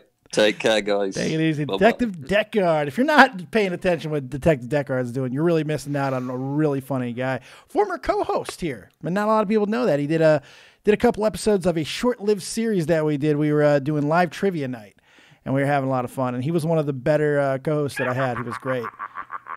Hey, thank you for the $5 brace. Don't read this out loud. Damn, you just did. Yes. I hate you. Thank you for your money, though, motherfucker.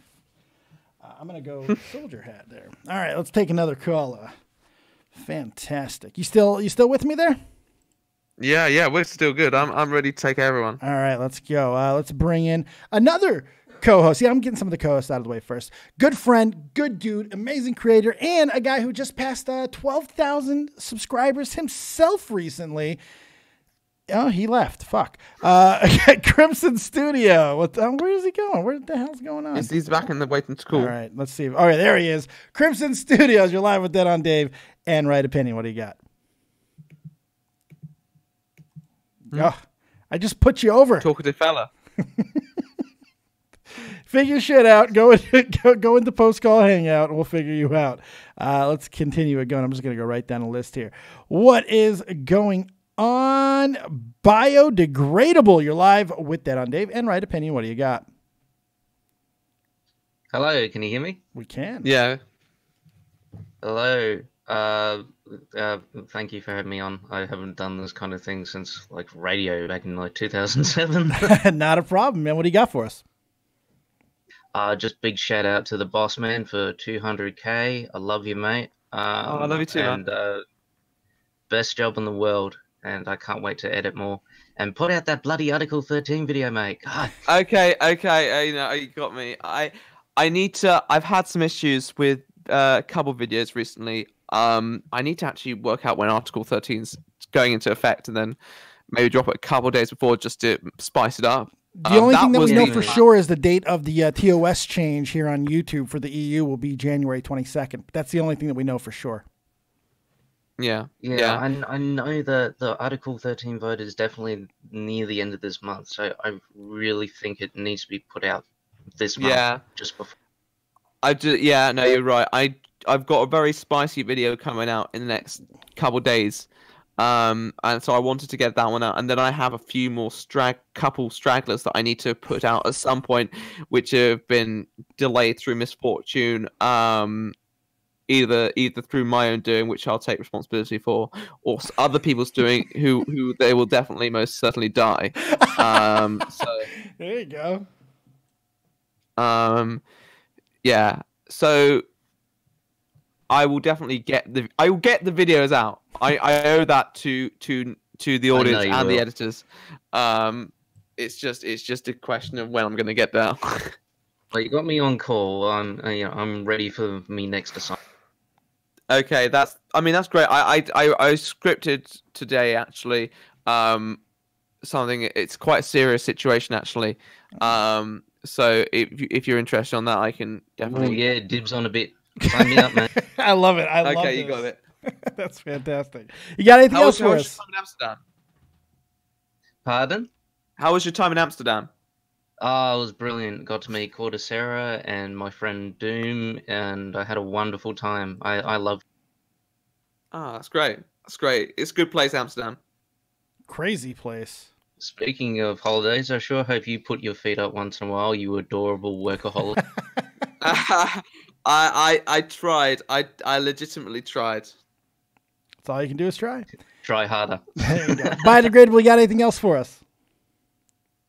Nah, just enjoying the interview. Thank you for having me. James, I love you, mate. Thank you. You're the best boss. Biodegradable, let me ask you a quick question before you go. What video are you most proud of that you edited for The Right Opinion? Oh, that's a tough one. Because I've done 3 so far. I got the DaddyOFive one, which was just been put up. You did a good job, really buddy. Thank you. And there's the Article 13 one. That's my first one that hasn't been up yet. Should be soon. And the one on Smosh and Defy Media was they've all turned out much better than I anticipated. I'm just very happy with all of them. Good stuff. Good stuff. All right, man. Thanks for answering that question. Have a good one, buddy. Thank you. Let's get his information in the chat as well. All these editors that are coming on, feel free to drop your information to my mods, and they'll make sure that your stuff goes in the chat. And if you want to give me a big master list of all these guys, I'd love to throw them in the description box of this video because, I mean, let's face it, team together, everyone achieves more. and it's hard to do the job without a good team around Yeah. you. So it's good stuff. Exactly. Get them all in. Oh, we'll definitely. Yeah, give me that list, and I'll definitely throw them all in. At least their Twitter handles, at the very least. Let's bring. It's a lot. It's a long list. It's a long list. That's totally fine. Let's bring in Bubble Sort is for Los something. Oh boy, yeah, you got to go ahead and unmute that microphone. Bubble. Losers. I'm sorry. All right, Bubble, what's going on? You're live with Dead on Dave and Right Opinion. What do you got? Can you hear me just fine? Yes.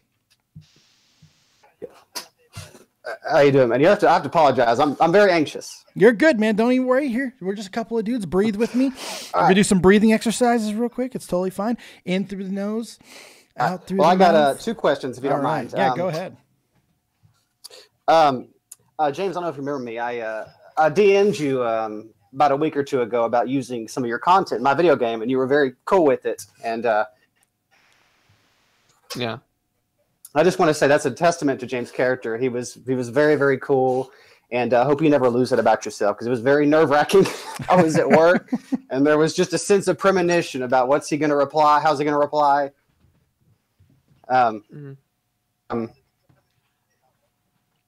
So the other thing I wanted to ask you is, I know you're a student of philosophy, and a lot of your videos I know right now focus on current things going on YouTube and stuff like that. Yeah. I was playing D&D on Monday, and there's a plane in D&D called the Abyss, and said they were looking into the abyss, and I said, "Oh, is it looking back unto you?" And nobody got it, and that made me feel sad. So I know you're probably familiar with Nietzsche. Yeah, of course. Do you think you would ever perhaps do a video that examines certain philosophical concepts, or maybe Nietzsche or Descartes as a whole? Yeah, I mean, it's definitely something that I can do in the future. There's just already like creators who do a very good job of that. As is, I can't remember what it is. There's this massive channel on YouTube, massive philosophy channel, that does these very good concise summaries of famous philosophers. So maybe in the future, like, I could try and like sort something out as some sort of philosophical integration with current occurrences. That would be a very interesting, unique idea. But as philosophers alone go, there is definitely like creators who are covering that fairly well already. Yes, well, I would love to hear your opinion though, because I don't know if their opinion's right. I know your opinion's the right opinion. So I'd like to hear the correct interpretation. That's very sweet of you. You are absolute sweetheart. Love you guys. Well, you keep doing your thing, James. It was good to talk to you. Thanks for taking my questions. I appreciate it, man. You have a great day. Everyone's so nice. Nobody's even called me a fat shit yet. That's incredible. All right, we'll keep on going through the rest of these guys. I mean, if you want to get, oh yeah, no, of course. If you want to get called a fat shit, I can definitely sort that out. Yeah, I'm sure. I know. We'll get Colossal in here. He'll tell me exactly what he thinks. Dueling Duelist Drew, what's going on? You're live at Dead on Dave and The Right Opinion. What do you got? Let's see. Am I good? Yeah. Yeah. Okay. I'm normally good. I have You're a good. Setup. I will say again. I will say this real quick. Like, obviously, James. What? I don't even know what to call you. It's fine. Call me James, man. It's funny. all good. I'll call you that. Call him sir. God damn it! No, go ahead. I will say with the Wax's controversy, whatever you want to call it, that video literally changed the entire cartoon commentary community. Like, it literally bridged the gap and showed like flaws in when the cartoon community did it. But then again, you did it at the end, obviously, which it meant a lot to me. Yeah, no, well, I was really good covering it. I really do enjoy covering those sort of controversies. Particularly for someone like Butch Hartman, I thought it was a really interesting character. And I was really pleased that I was able to cover it. And honestly, I'm glad people brought it to my attention, like yourself, because I may have missed it otherwise. But that's what I like about my content. It gives me like the flexibility to cover topics that other commentators might not choose to. But I was really pleased I covered that one. I thought that was I had a great time covering that one because there was this whole plethora of just there was just so much information I just kept giving you. It's like I'm not even gonna use all of this because there's too much of it, which was funny. Yeah, I loved it. It was a great video to make. So honestly, man, no, I appreciate that a lot, and I'm really glad my video could do something for that because there's always a discussion to have about these situations and why they transpire, and a lot of creators, like when they're reporting on it, tend to overlook those details, and that's what I want to try and cover more concisely. And so I'm really glad that it could do that, and I'm really thankful that you hit me up about it because it was a really interesting discussion. And I'm really, when I make my videos, I learn something from them that I didn't know before, and that's what I've found over my time on YouTube. That as a person, it has really developed me, particularly like when making my long form videos. It really enhances my perspective, and it's even had a positive effect on my grades at university. So big props to you for giving me the information and allowing me to be creative and reason with the documents that you share with me. I really appreciate it. Yeah, it was just interesting. It's interesting commentary wise because it was the last video done on the subject to date. Yeah, and it's like one of the largest videos related to Butch Hartman right now. Like if you type in his name right now, that'll show up, which is funny. Yeah, that's pretty cool. Do you have thanks again. No problem. You got anything else for us? Oh yeah, I should ask you a question. No, fuck me. No, I'm secondary here, buddy. Don't even worry about it. Okay, I'll talk to you later then. Absolutely. You have other callers that are good with You're good, brother. Thanks a lot. I'll see you. He's adorable. He's absolutely adorable. Great. He's so lovely. He's such a nice guy. He's adorable. And you know what? He just gave me a good idea for a question that I should ask you, too, before we go to another caller. Let me ask you this, because you were just talking about some of the things between university and YouTube. What are some of the lessons that you feel that you've learned from university that's helped you with YouTube and vice versa, YouTube to university? Is there anything that you've taken from both of those places that kind of help each other? That's such an abstract question for me. It is, because, a little bit. Because it's like I saw this development occurring. I haven't been able to pin down exactly what happened and what specifically I've learned, but what I've noticed is that writing wise, like it's just completely enhanced it.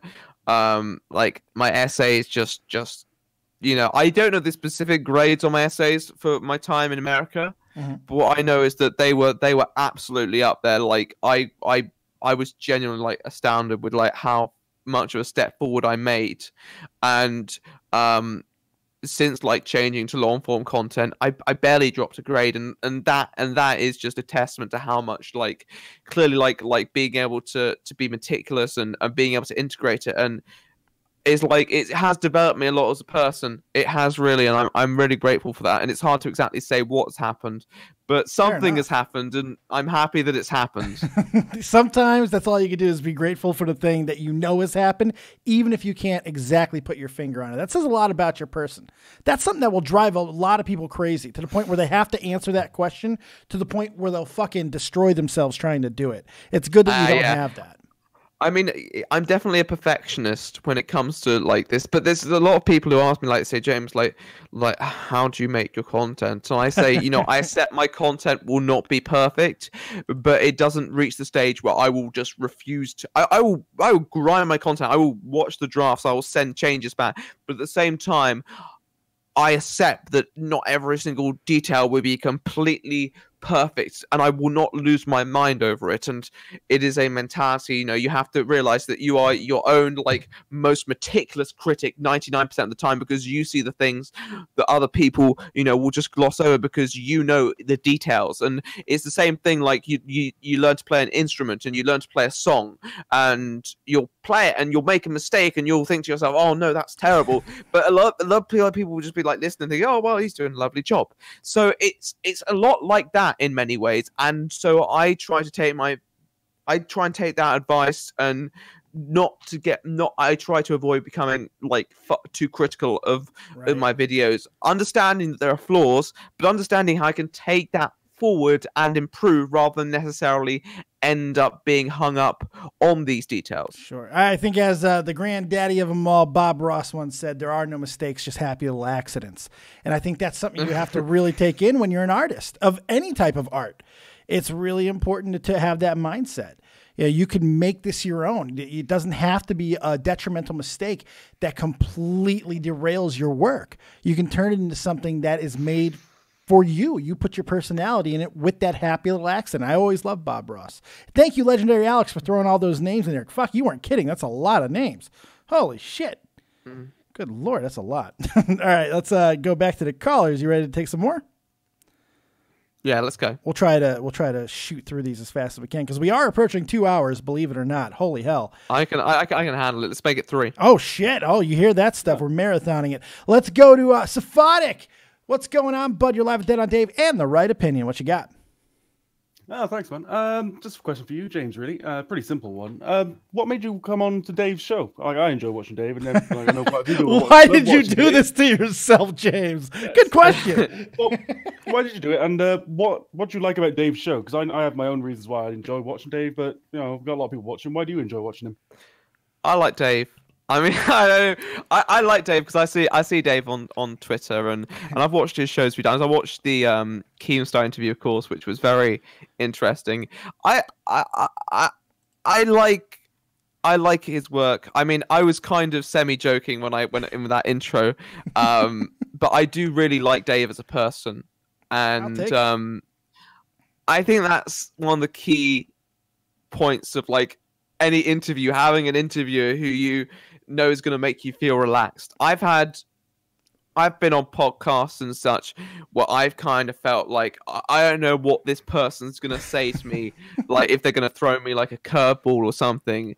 And I can handle curveballs, but sometimes, you just want someone like Dave who's going to put it straight to you and just like ask you like the questions and, understand your perspective and then bounce off that energy. And that's what I like about Dave, is that he can adapt to his guests. And well, I think one of the reasons why I like him is because it isn't the fact that he adapts to his guests, it's the fact that he treats his guests the same no matter who they are.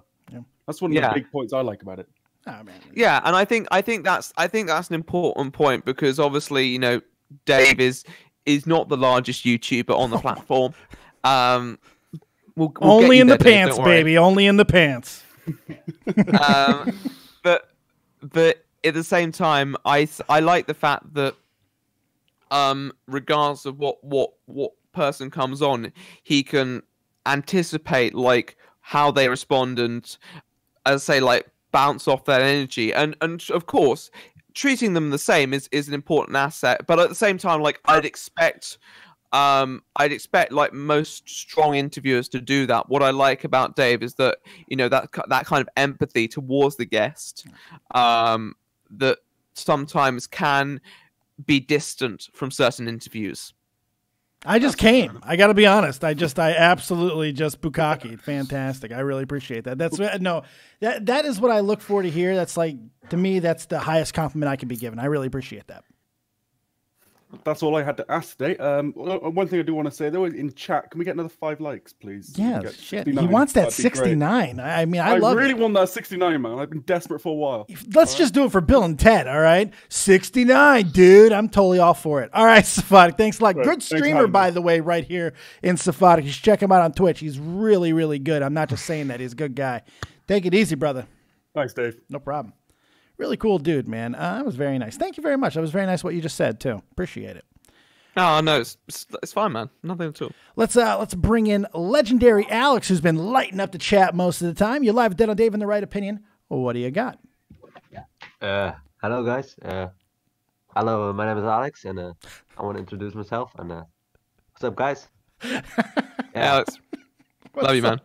How you doing? Yeah, nobody knows me. Yeah, I know. I love you, man. Go on. Is my mic terrible? Or? No, you're good, man. No, you're fine, man. You're fine, man. All right. Wait, let me ask one question. Okay. All right. You have about 50 editors, right? About 50. Yeah. Editors. Yeah, about. Almost every editor has a different editing style, right? And how do you always seem to mix the right editing styles with each other so they don't like, so the video doesn't look weird? Like, I don't know, it always looks right. It always seems to fit with each other. I didn't know you had that many editors because he's 100% right. You heard me? I think, I got it. I think Colossal kind of inspired me with this. When he made his video, especially on Fusuchu Part 1, there was a serious variety in the editing styles, particularly over the parts. And what I realized is that it's okay to have that variation because it kind of takes you on a bit of a journey. At the same time, you're completely right that you have to ground it in some sort of fundamental, basics. And I do that through the music.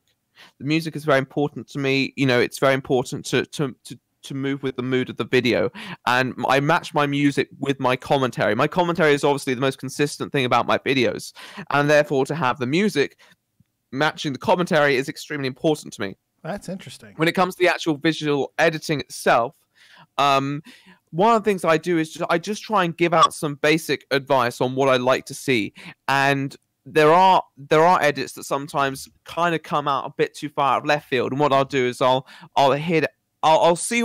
watch it through my eyes, and I'll try and watch it through the audience's eyes too, and I'll say like what I think of it, and what I'll do is I'll have like a post editor who does like the changes and puts the final product together, gives it a bit more balance, and that's what I tend to focus on. That's in a way what keeps me kind of on the consistent line of my visuals. Sometimes, they're not all perfect, but a lot of the time it comes from just being able to try and identify possible inconsistencies that I can iron out before release, and also keeping a constant tone, through my music and my commentary as well.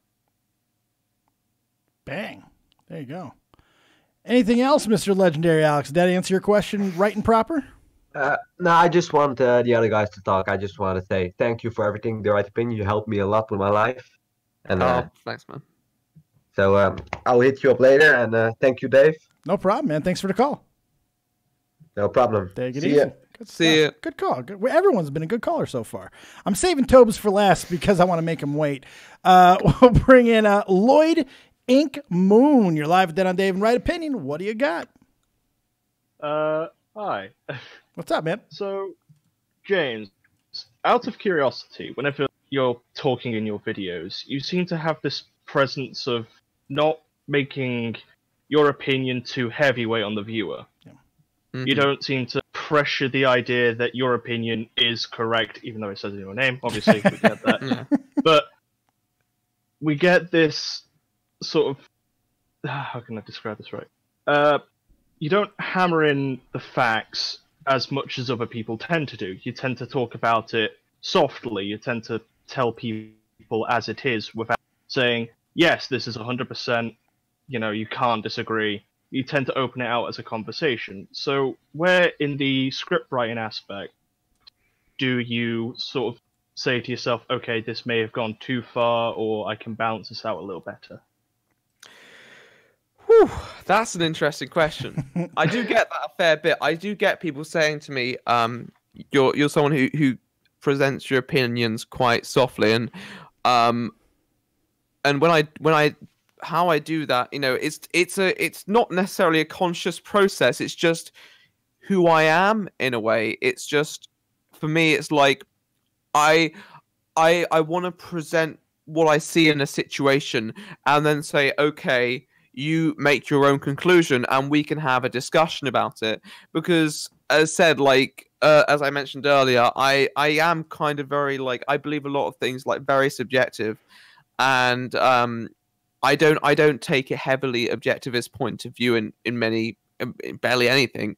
And so I feel that I want to provoke discussion. And so sometimes in videos I have got passionate, Smosh video being probably one of the more recent times I do express that. I try and just say things how I perceive it, and if something evokes a stronger moral feeling, within me. Like, I am gonna like write it a bit more passionately, and I just kind of when I put out my scripts, it's just a translation of what I kind of feel about a situation, you know, with the observations integrated, and it's really hard for me to necessarily like pay conscious attention to it, and I just try and I guess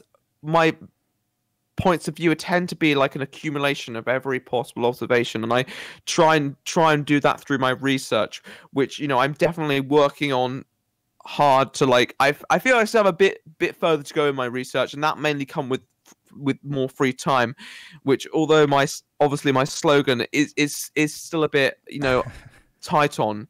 I'm still a bit tight on right now, so I guess for me it's like I try and get as many like observations of a situation together, and then I try and derive an opinion from it. But at the same time, I understand why other people's different philosophies may lead them to different opinions, even with the same facts presented. And that's why I don't want to come down too hard on people with my opinions, because I don't feel like I need to necessarily. I feel like it's one of those things that, you know, we can agree on some things, and of course there's always going to be like some dissenters. But you know, generally, like, I want to present my points of view as kind of subjective, because I feel that I don't feel like I'm necessarily the objective authority on those things, and I don't know why I do that just to make people feel like they're listening to someone who is that objective authority. I'd much rather cultivate a fan base who is open rather than necessarily just like, oh shit, not my mic, who just adapts my doctrine without questioning it. And that is something I like to do. I like to question things a lot, and so I want to create, like, if people do take anything from my videos, it's to try and like reason, and to try and be able to question like these occurrences rather than just accepting some like authority, and just accepting a narrative without question. I guess it's a very hard thing to explain because it all goes on the subconscious, really. But that's generally like how I think about it philosophically. I could probably like give you a better answer if I had more time to think it out, but on the spot, that's the best explanation I could provide. So I'm sorry if that's not quite what you're looking for. I think to kind of sum it up a little bit too, to me, I always feel there's two types of people who speak on YouTube. You know, anyone who has a voice that is like doing this and they're past the point of just regular commentary and they're getting to those next levels. You got two different types of people. You have the person who talks to you, and you have the person who talks at you. You're definitely in the former, because the latter chases people away. You never want to feel talked at. You would much rather feel like you're being talked to, because that opens the conversation, like you said. Do you think that's fair? Yeah, I think that's fair. All right, Lloyd, you got anything else for us? I have one more silly question, if you're... For you, Dave. I love silly. I'm wearing a Come on, I'm wearing a Stay Puft hat. Right. Yes, give it to me. Well, fair play. But I've also noticed you've won a Scouter on several videos beforehand. Yeah. So you're knowledgeable of Dragon Ball, then? I dabbled in the Z and the GT and the Super. I do like me some Dragon Ball. Hit me. All right. Who's your favorite character of all series? Of all series, it's kind of it's a little bit of a bitch answer. I'm not gonna lie. I love Vegeta. Oh. I love Vegeta. It's an easy answer. I do. I'm just a big fan. I've always really enjoyed everything that they've done with that character, especially what they've done with Super. They changed the dynamic so much of what Vegeta is and what he stands for and everything. He's still got the villainous tendencies yet, but he's the guy that you kind of would still go ahead and drink a beer even in his pink shirt. Aside from him, Piccolo's another one. I like those flawed, morally neutral guys at times. Those are always some of my favorites. And as far as villain, I don't think there's been a more perfect villain ever. And I use that word very, very well as it pertains to Cell. I love Cell as a villain. I thought he was a great one. Well, then... There you go. I respect your opinion on Vegeta. You're wrong. Gohan is best boy. No, yeah, I don't want to hear that. He tracksuit. You like tracksuit Gohan? Get out of here with that. Saiyan I'm sorry, Man. I point to Tournament of Power says otherwise. Okay, you know, these fucking fanboys. Get out of here with the Tournament of Power garbage. Thanks a lot, Lloyd. Good one. I love it. Oh, I love me some Dragon Ball. You talk that shit all day. Let's bring in Jetsam. Damn near killed him. What's going on? You're live with Dead on Dave and the Right Opinion.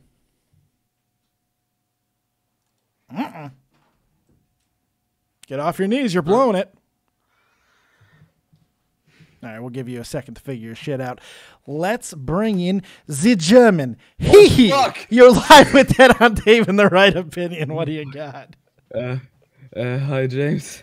Hey, how you doing, man? Hey. Are you right?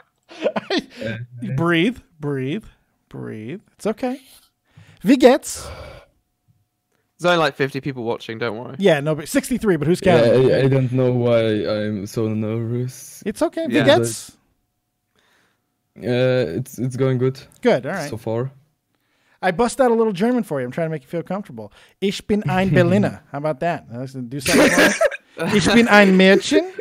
Ich bin eine Frau. There we go. No, you're not a girl. Well, you know what? Depends on who you ask. Well, young Frau. That's what I know. I know young Frau. What do you got for us? I have the best question to James. Okay, of course. When do we editors get our bread? When do your editors get the bread?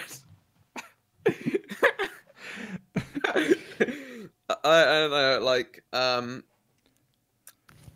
maybe I'll come down to the basement and sort out some bread in the next few days. But honestly, like, you know, I as said, like, I've had a problem with an editor recently, and if he doesn't get my video, no one's going to be eating, as far as I'm concerned. So there you go. Everyone suffers. You know, no one's getting out of the basement. Yeah, but I'm still waiting for the Article 13 video. Yeah, it took like a fucking month to edit. Yeah, well, you know, the thing is like because that one took so long, it kind of lost its relevance in the moment. So I'm kind of waiting for to come back up, and then I'll release it. January 22nd be a really good day to do so. Yeah, I'm considering doing it then. I'm also going to have to look up when they kind of finalize the votes again, to work out a good day to release it. Of course, you know, I know there were loads of complications with that, and I don't blame you for that, but it just lost its relevance at the moment, and so we just had to, and I knew it was coming back up again, so we can sort it out, man. Don't worry. All right, did that answer your question, bud? You got anything else for us? Yeah. I want to hug my microphone. Guys feel hugged, I think. I feel the hug. Yeah. Good night, my friend. I feel the hug. That was you know, getting hugged by Germans. It's always kind of weird. It's I don't know. You just don't know what's going to happen after that. It's a very crazy thing. Let's get some diversity up in here. Let's bring in the first female caller of the night. By the way, before we even say anything else, congratulations to this wonderful woman, Illuminati, on 10,000 subscribers very, very quickly. Congratulations. What do you got for us, my dear? Oh, Dave, thank you so much. You're so nice. James, so my question for you is actually kind of, I guess, maybe for both of you, maybe it might be beneficial.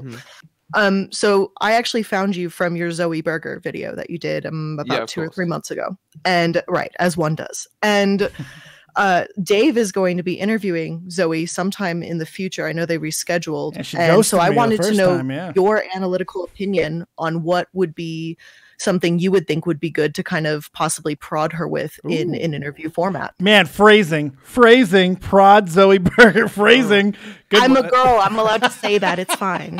I think that's a really interesting question. I mean, generally, like, I'd just be interested to hear if she knew, like, how certain situations were going to turn out, would she have made the decisions that led to those situations? That's probably like the most interesting thing, because I found very interesting. It's like Zoe Berger was clearly someone extremely driven in many ways, but at the same time, like, you know, it was sometimes it was like clearly something a bit beyond her reach. But at the same time, like, what I've also found personally is that doing those things can like really like evolve you as a person. Sure. So I guess I'd be very interested to hear like if what she learned was from those situations was enough, you know, to make them worthwhile in spite of the problems that they yielded. Well, I think the biggest lesson that she's learned is if she wants to make the real money, show the clam, because that's what she's doing now. So, I mean, it's just like, you know, but I'm excited to have her on. It's going to be a hell of a lot of fun. Yeah. Yeah. All right. Well, that was my question. I was just curious on that one. Much So, appreciated. thanks, guys. I want to hear what you want me to ask her too. You gotta let me know. Hit me up if there's a specific question you want me to ask, because I can just imagine. It'd be a lot of fun. I most certainly will. No Thank you, Dave. problem. Thank All you, right, Dave. take it easy. Yeah, she ghosted me the first time. I did, but she did write me though. To be fair, I had a decision to make. Whenever you get stood up for one of these things, you got a decision to make. You can be a dick, and you can like try to take the piss out of the situation. Maybe do a roast. You can cancel it, or you could do what I did, and that was just kind of do an open format. And it turned out to be the best thing I could have done. She ended up writing me a few days after, and she said it was just like a family thing. She ended up just hanging out with her family, just forgot. It happens. But I got a better way of contacting her now, and we will be getting her on very, very soon, as soon as I get to the States. Thank you so much for the €2, it looks like, in the chat. Thank you so much. Or is that a pound? That might be pounds. I'm not sure. I can't even see anymore. All right.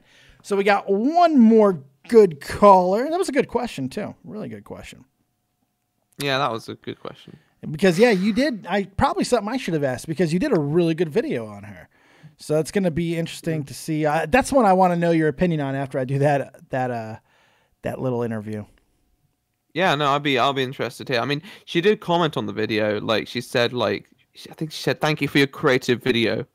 Like, so it was, and she added it to a playlist of to do with her mental health, which I thought was nice, because like one of the things I wanted to do with that video was to go in with a slightly like, you know, because a lot of people just like at the time that it was just like default hatred against Zoe Berger, and I had a lot of comments saying, you know, I like they appreciate how how I didn't just try and frame her as a villain, because I don't think most of these people on YouTube, I don't think most people are villains. No. And that's something that that's a personal belief. Like I believe most people are good people, and therefore when I try and go into these videos, that's the outlook that I go with. And so I'm glad that, you know, it made a fair like impact on her, that she wanted to include it into one of her playlists, whether she completely like agrees with what I said or not. Yeah.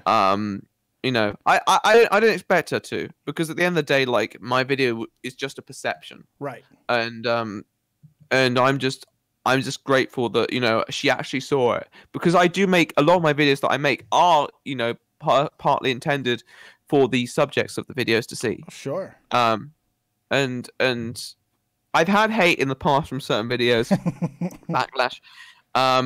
But like one of the things I've learned is that if I can leave a positive impact on the actual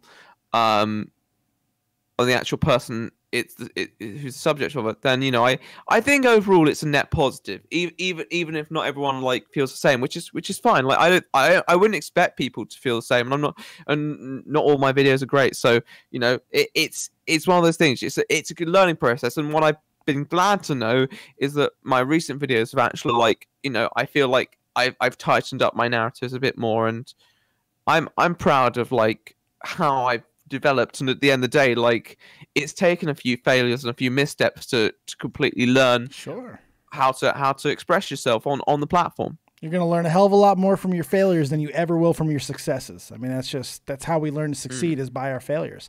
And Zoe is, I think, a very prime example of that. And you could have torn her apart. She's a very easy lightning rod. I've always rooted for her. You know, she reached out to me a long time ago after Catch 33. You know, she really appreciated the way that I kind of went at the whole situation. And she would later tell me that I was 100% correct about a lot of things that I said, which it was cool to hear, especially a long time after the fact. I got a little beat up for some of my opinions on Zoe when I was with Catch 33, because I was fairly light, but I think I was fair about the entire thing with her. She's a flawed individual, man, but you know, shit. We all are. So like money, youth, sex, all that shit. Fame. She was on. She got interviewed by the fucking Rolling Stone magazine, for Christ's sake. You know what I mean? It's like, shit. That's a lot. It's hard to handle. It's hard to handle. Many people have ended up in much worse positions following such a spike in fame. So you know, it's difficult. It's difficult. It is. Well, let's bring in, speaking of difficult, no, I'm just kidding. He's never difficult. He's one of my favorite people, even if he is a hemorrhoid, that I will be very happily stuck with forever. The one and only Super Tobes Film Oddities himself. What's going on, buddy? You're live with Dead on Dave in the right opinion. What's going on, everyone? How's it going, Dave? How's it going, James? Pretty good. It's going good. It's just got a bit better. And I gotta say, part of that is because of you, because my write-up for this interview, the guy who gave me the most information and the most insight would be this man right here, and I want to make sure he gets proper credit for that. Thank you so much for preparing me properly for this interview, because as you know, prior proper planning prevents positively poor performance. So thank you for that, Tobes. No problem, David. It was my pleasure. No problem. What you got? So I have a question for James, naturally. I've been trying to get my channel sorted. I have a lot of ideas and I want to implement them. And I was just like, I just wanted to ask, how do you sort of get rid of the clutter? Like, if you have so many ideas, how do you structure them, and how do you which one do you go for first? Well, firstly, I have a list of video ideas in a Google document, and when I've done them, or if I consider them no longer worth doing, I'll cross them out. Obviously, that keeps them on there, on the radar, in case I want to return to them, and leaves them as a memory still, even though they may have changed. And I've had a lot of ideas that I don't work with. Generally, the thing is, what I'll do is I'll put it on a topic, someone that interests me. Often it's most of the time it's a person. There are certain exceptions that I'll be like, okay, I can cover this specific event maybe, but most of the time it's a person, and then I'll be like, okay, well, what is there about them that makes them interesting? Because they've interested me, they've got my attention, and so I then take that idea forward, and I'm like, okay, what sort of structure do I want? How am I going to start the video? What introduction? How am I going to end the video? What sort of ending? What sort of messages that I might end up on? These messages evolve and change throughout the creative process, and I'll probably, like, you know, sometimes I've set out with one thing and ended up with something completely different, and that's all right as long as you can read through your script and create a coherent message. And the creative process for me is picking out topics, because I have so many video ideas that, you know, there are some that I might never get to, even though I really do want to. I might just have to do them anyway. You know, sod it. But at the same time, it's like I pick out the videos very, very carefully, because I only have a limited amount of time, and I kind of just sit down and I look at the situation that they may have ended up in, sort of hot water. So, like, you know, I'll pick out a name. Let's, you know, say, like, I don't know, one of the recent videos, you know, Shane Dawson, interesting guy, and I'm like, well, what's happened interestingly recent? Oh, the Jake Paul documentary. You know, what else is there to say about him that's greater than just the Jake Paul documentary? And, you know, I kind of build off that. I kind of take a central event, build off narratives surrounding the events, and then I create a greater circle about themselves as people. And then I try and work out how I can put that all together in one video, which is easier said than done in many ways. and it is something that just has to eventually you have to drive yourself into it until it comes naturally. But it's one of those things. It's like, ask yourself what thesis statement you're trying to make, and never necessarily make it about a specific event. If you want to make it thought-provoking, make it about something that's going to transcend the concepts of time. Right. And I feel like that's what I try to do in my videos, give them like a timeless edge, especially nowadays. Some of my other videos, old videos, have dated a bit, but my newer videos, I feel like I want to make them videos that people can come back in 5 years' time and say, I understand this. And that's the process that goes on in my head. It's a very messy process, and once again, it's very hard to necessarily articulate the individual things that go on when a lot of it happens subconsciously. But at the same time, it is a process that clearly exists and is clearly very systematic, and it's something that like I've been very fortunate to get a grasp on. But as said, man, like I do my best to be around, and if you have a more like specific questions, you can always DM me. All right. There you go. Play that shit back a couple of times, man. Clip that whole fucking thing. Play that back, and you're gonna become a 1 million sub fucking YouTuber. I guarantee you. There's the magic sauce in that right there. There has to be. Has to be. A related question: how do you deal with writer's block if you get it? Oh yeah. I watch a few videos. That's pretty much what I do. I'll watch a few commentary videos, maybe typically on the same subject, unless it's not been covered before. I'll try and see what they have to say about it, because the thing about commentators is they do say meaningful stuff, contrary to certain perspectives. It's just often there's always more that can be said. Yeah. And that is something that I definitely take pride in when I make my content, saying more. You know, people get that impression. I would have never have guessed.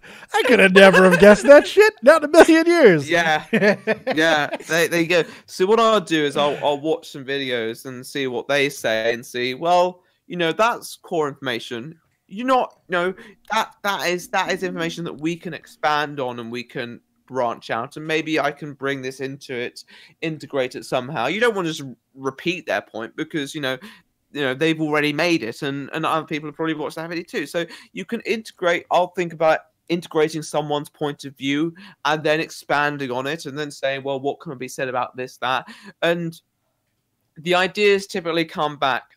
Also, sometimes when I get writer's block, I tend to just like yesterday, I started on a script, and I got by the end of the evening, I got around half of it done, and I was like, I don't want to be spending the rest of tomorrow on it. So what I did I slept until like 12 o'clock, which was a very good sleep. I was very happy with that, very satisfied with that. And then I had my laptop out in the bedroom, and as soon as I got up, I was like, okay, I'm not gonna do anything else until I get this done. And so I just cracked down on it, and by around 3 o'clock, I'd finished it. Just got on it. So, yeah, it's just one of those things. You gotta be on it. You gotta. Scheduling. How important do you feel that is to the overall dynamic? Do you keep yourself on a tight schedule? I always aim to do one video a week, one script a week. Not always one video a week, because sometimes my videos get delayed, because they like right now my videos have been delayed, but I'm okay with that, because I feel like people tend to stick around. I've had longer hiatuses and people have come back, which I'm very thankful for. Right. Lovely people. But at the same time, I want to make my videos like I want to keep my videos going at pace. I want to keep people on their toes, so I aim to do one script a week, and therefore, in certain situations, certain circumstances, I will have certain times when more videos are released than others, because I tend to keep a much more clear schedule than my editors, which is fine. You know, I don't really care too much if they get delayed, because you know, shit happens, and when you're working with 4, 5, 6 other people, you know, it's Your almost menagerie it's of almost a blessing editors, when yeah. it's almost a blessing when things do go well. So I always keep one script a week though, because at the end of the day, you know, if as long as the video comes out in the end, then we're all good to continue, my boy. There you go. Tobes, anything else? No, that's about it. I do have to just figuratively fillet James for a second. You are genuinely the sweetest person I've ever met on That this was earth. actually in the fucking... No, I want to take a second. That was actually in the rundown. That was actually in the fucking rundown. The last thing he wrote, legitimately the sweetest person I've ever... Shut up. Shut up. Well, it's true. Yeah. No, I know. I'm getting a cavity right now. It is true. More cavities. Honestly, you're such a lovely guy. And it's been a pleasure to know you. And you know, I'm just pleased I still know people like you, because you know that's part of what keeps me grounded. And I appreciate that a lot. That's so sweet. That's adorable. Even though he's a communist, I mean, you're okay with that? That's I'm not. In spite of the communism, I'm just joking. I'm gonna destroy the government. So what can I say? Well, you might have picked the right guy there, or the wrong guy, depending on what side it comes out on. Tobes, I appreciate you, man. Thanks a lot for the call, buddy. All right, no problem, Dave. Thank you so much for having me. No problem.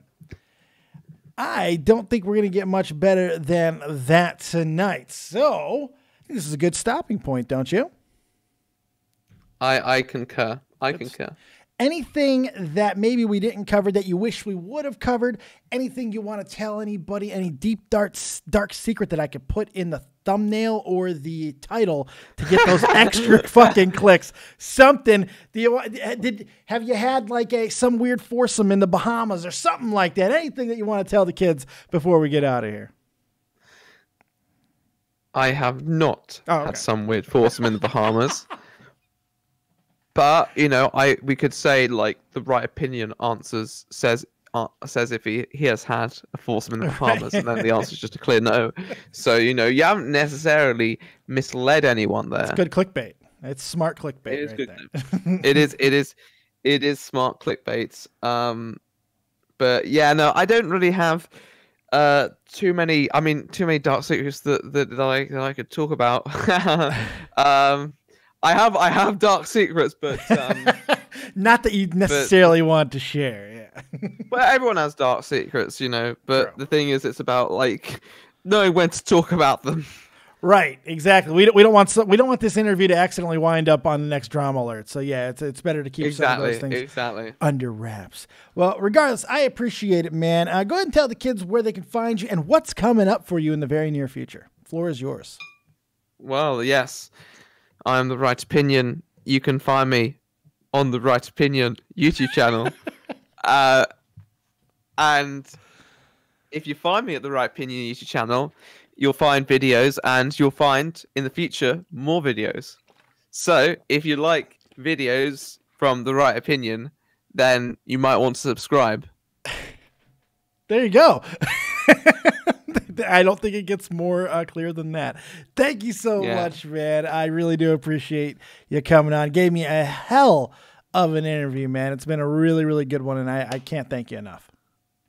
It's a pleasure, man. It really is. I've had a great time.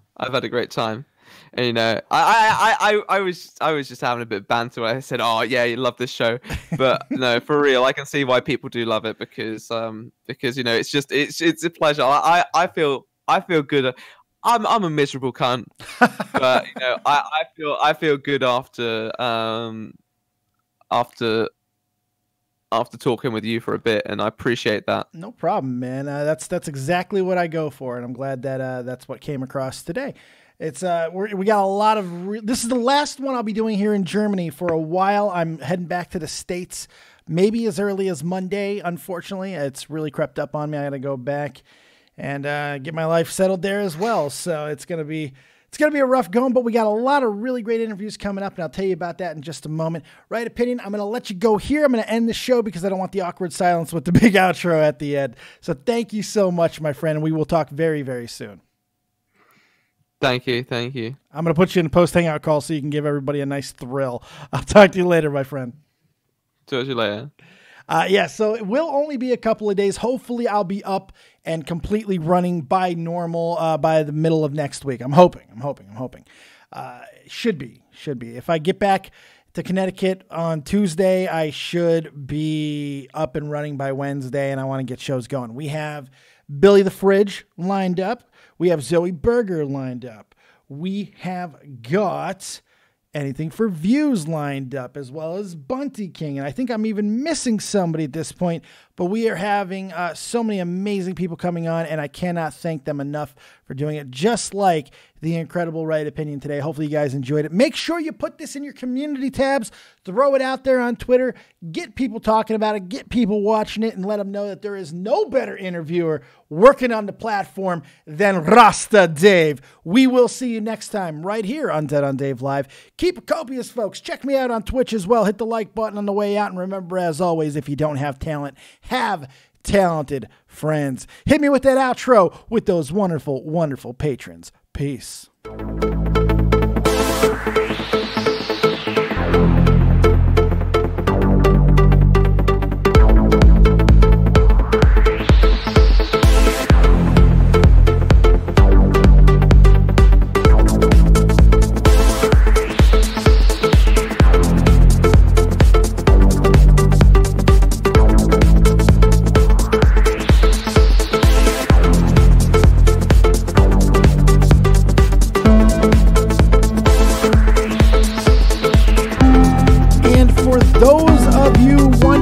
For those who have asked, who are my next two big want-to-be gets, my big bucket list people, since we already got the Fat Daddy Keem himself, who's next on the list? I already reached out to one publicly, Mr. Beast, and the other one is, in my opinion, one of the most interesting people right now, and that is iDubbbz. I'm big game hunting. Cock that rifle with me, and we'll shoot it together next time. Good night!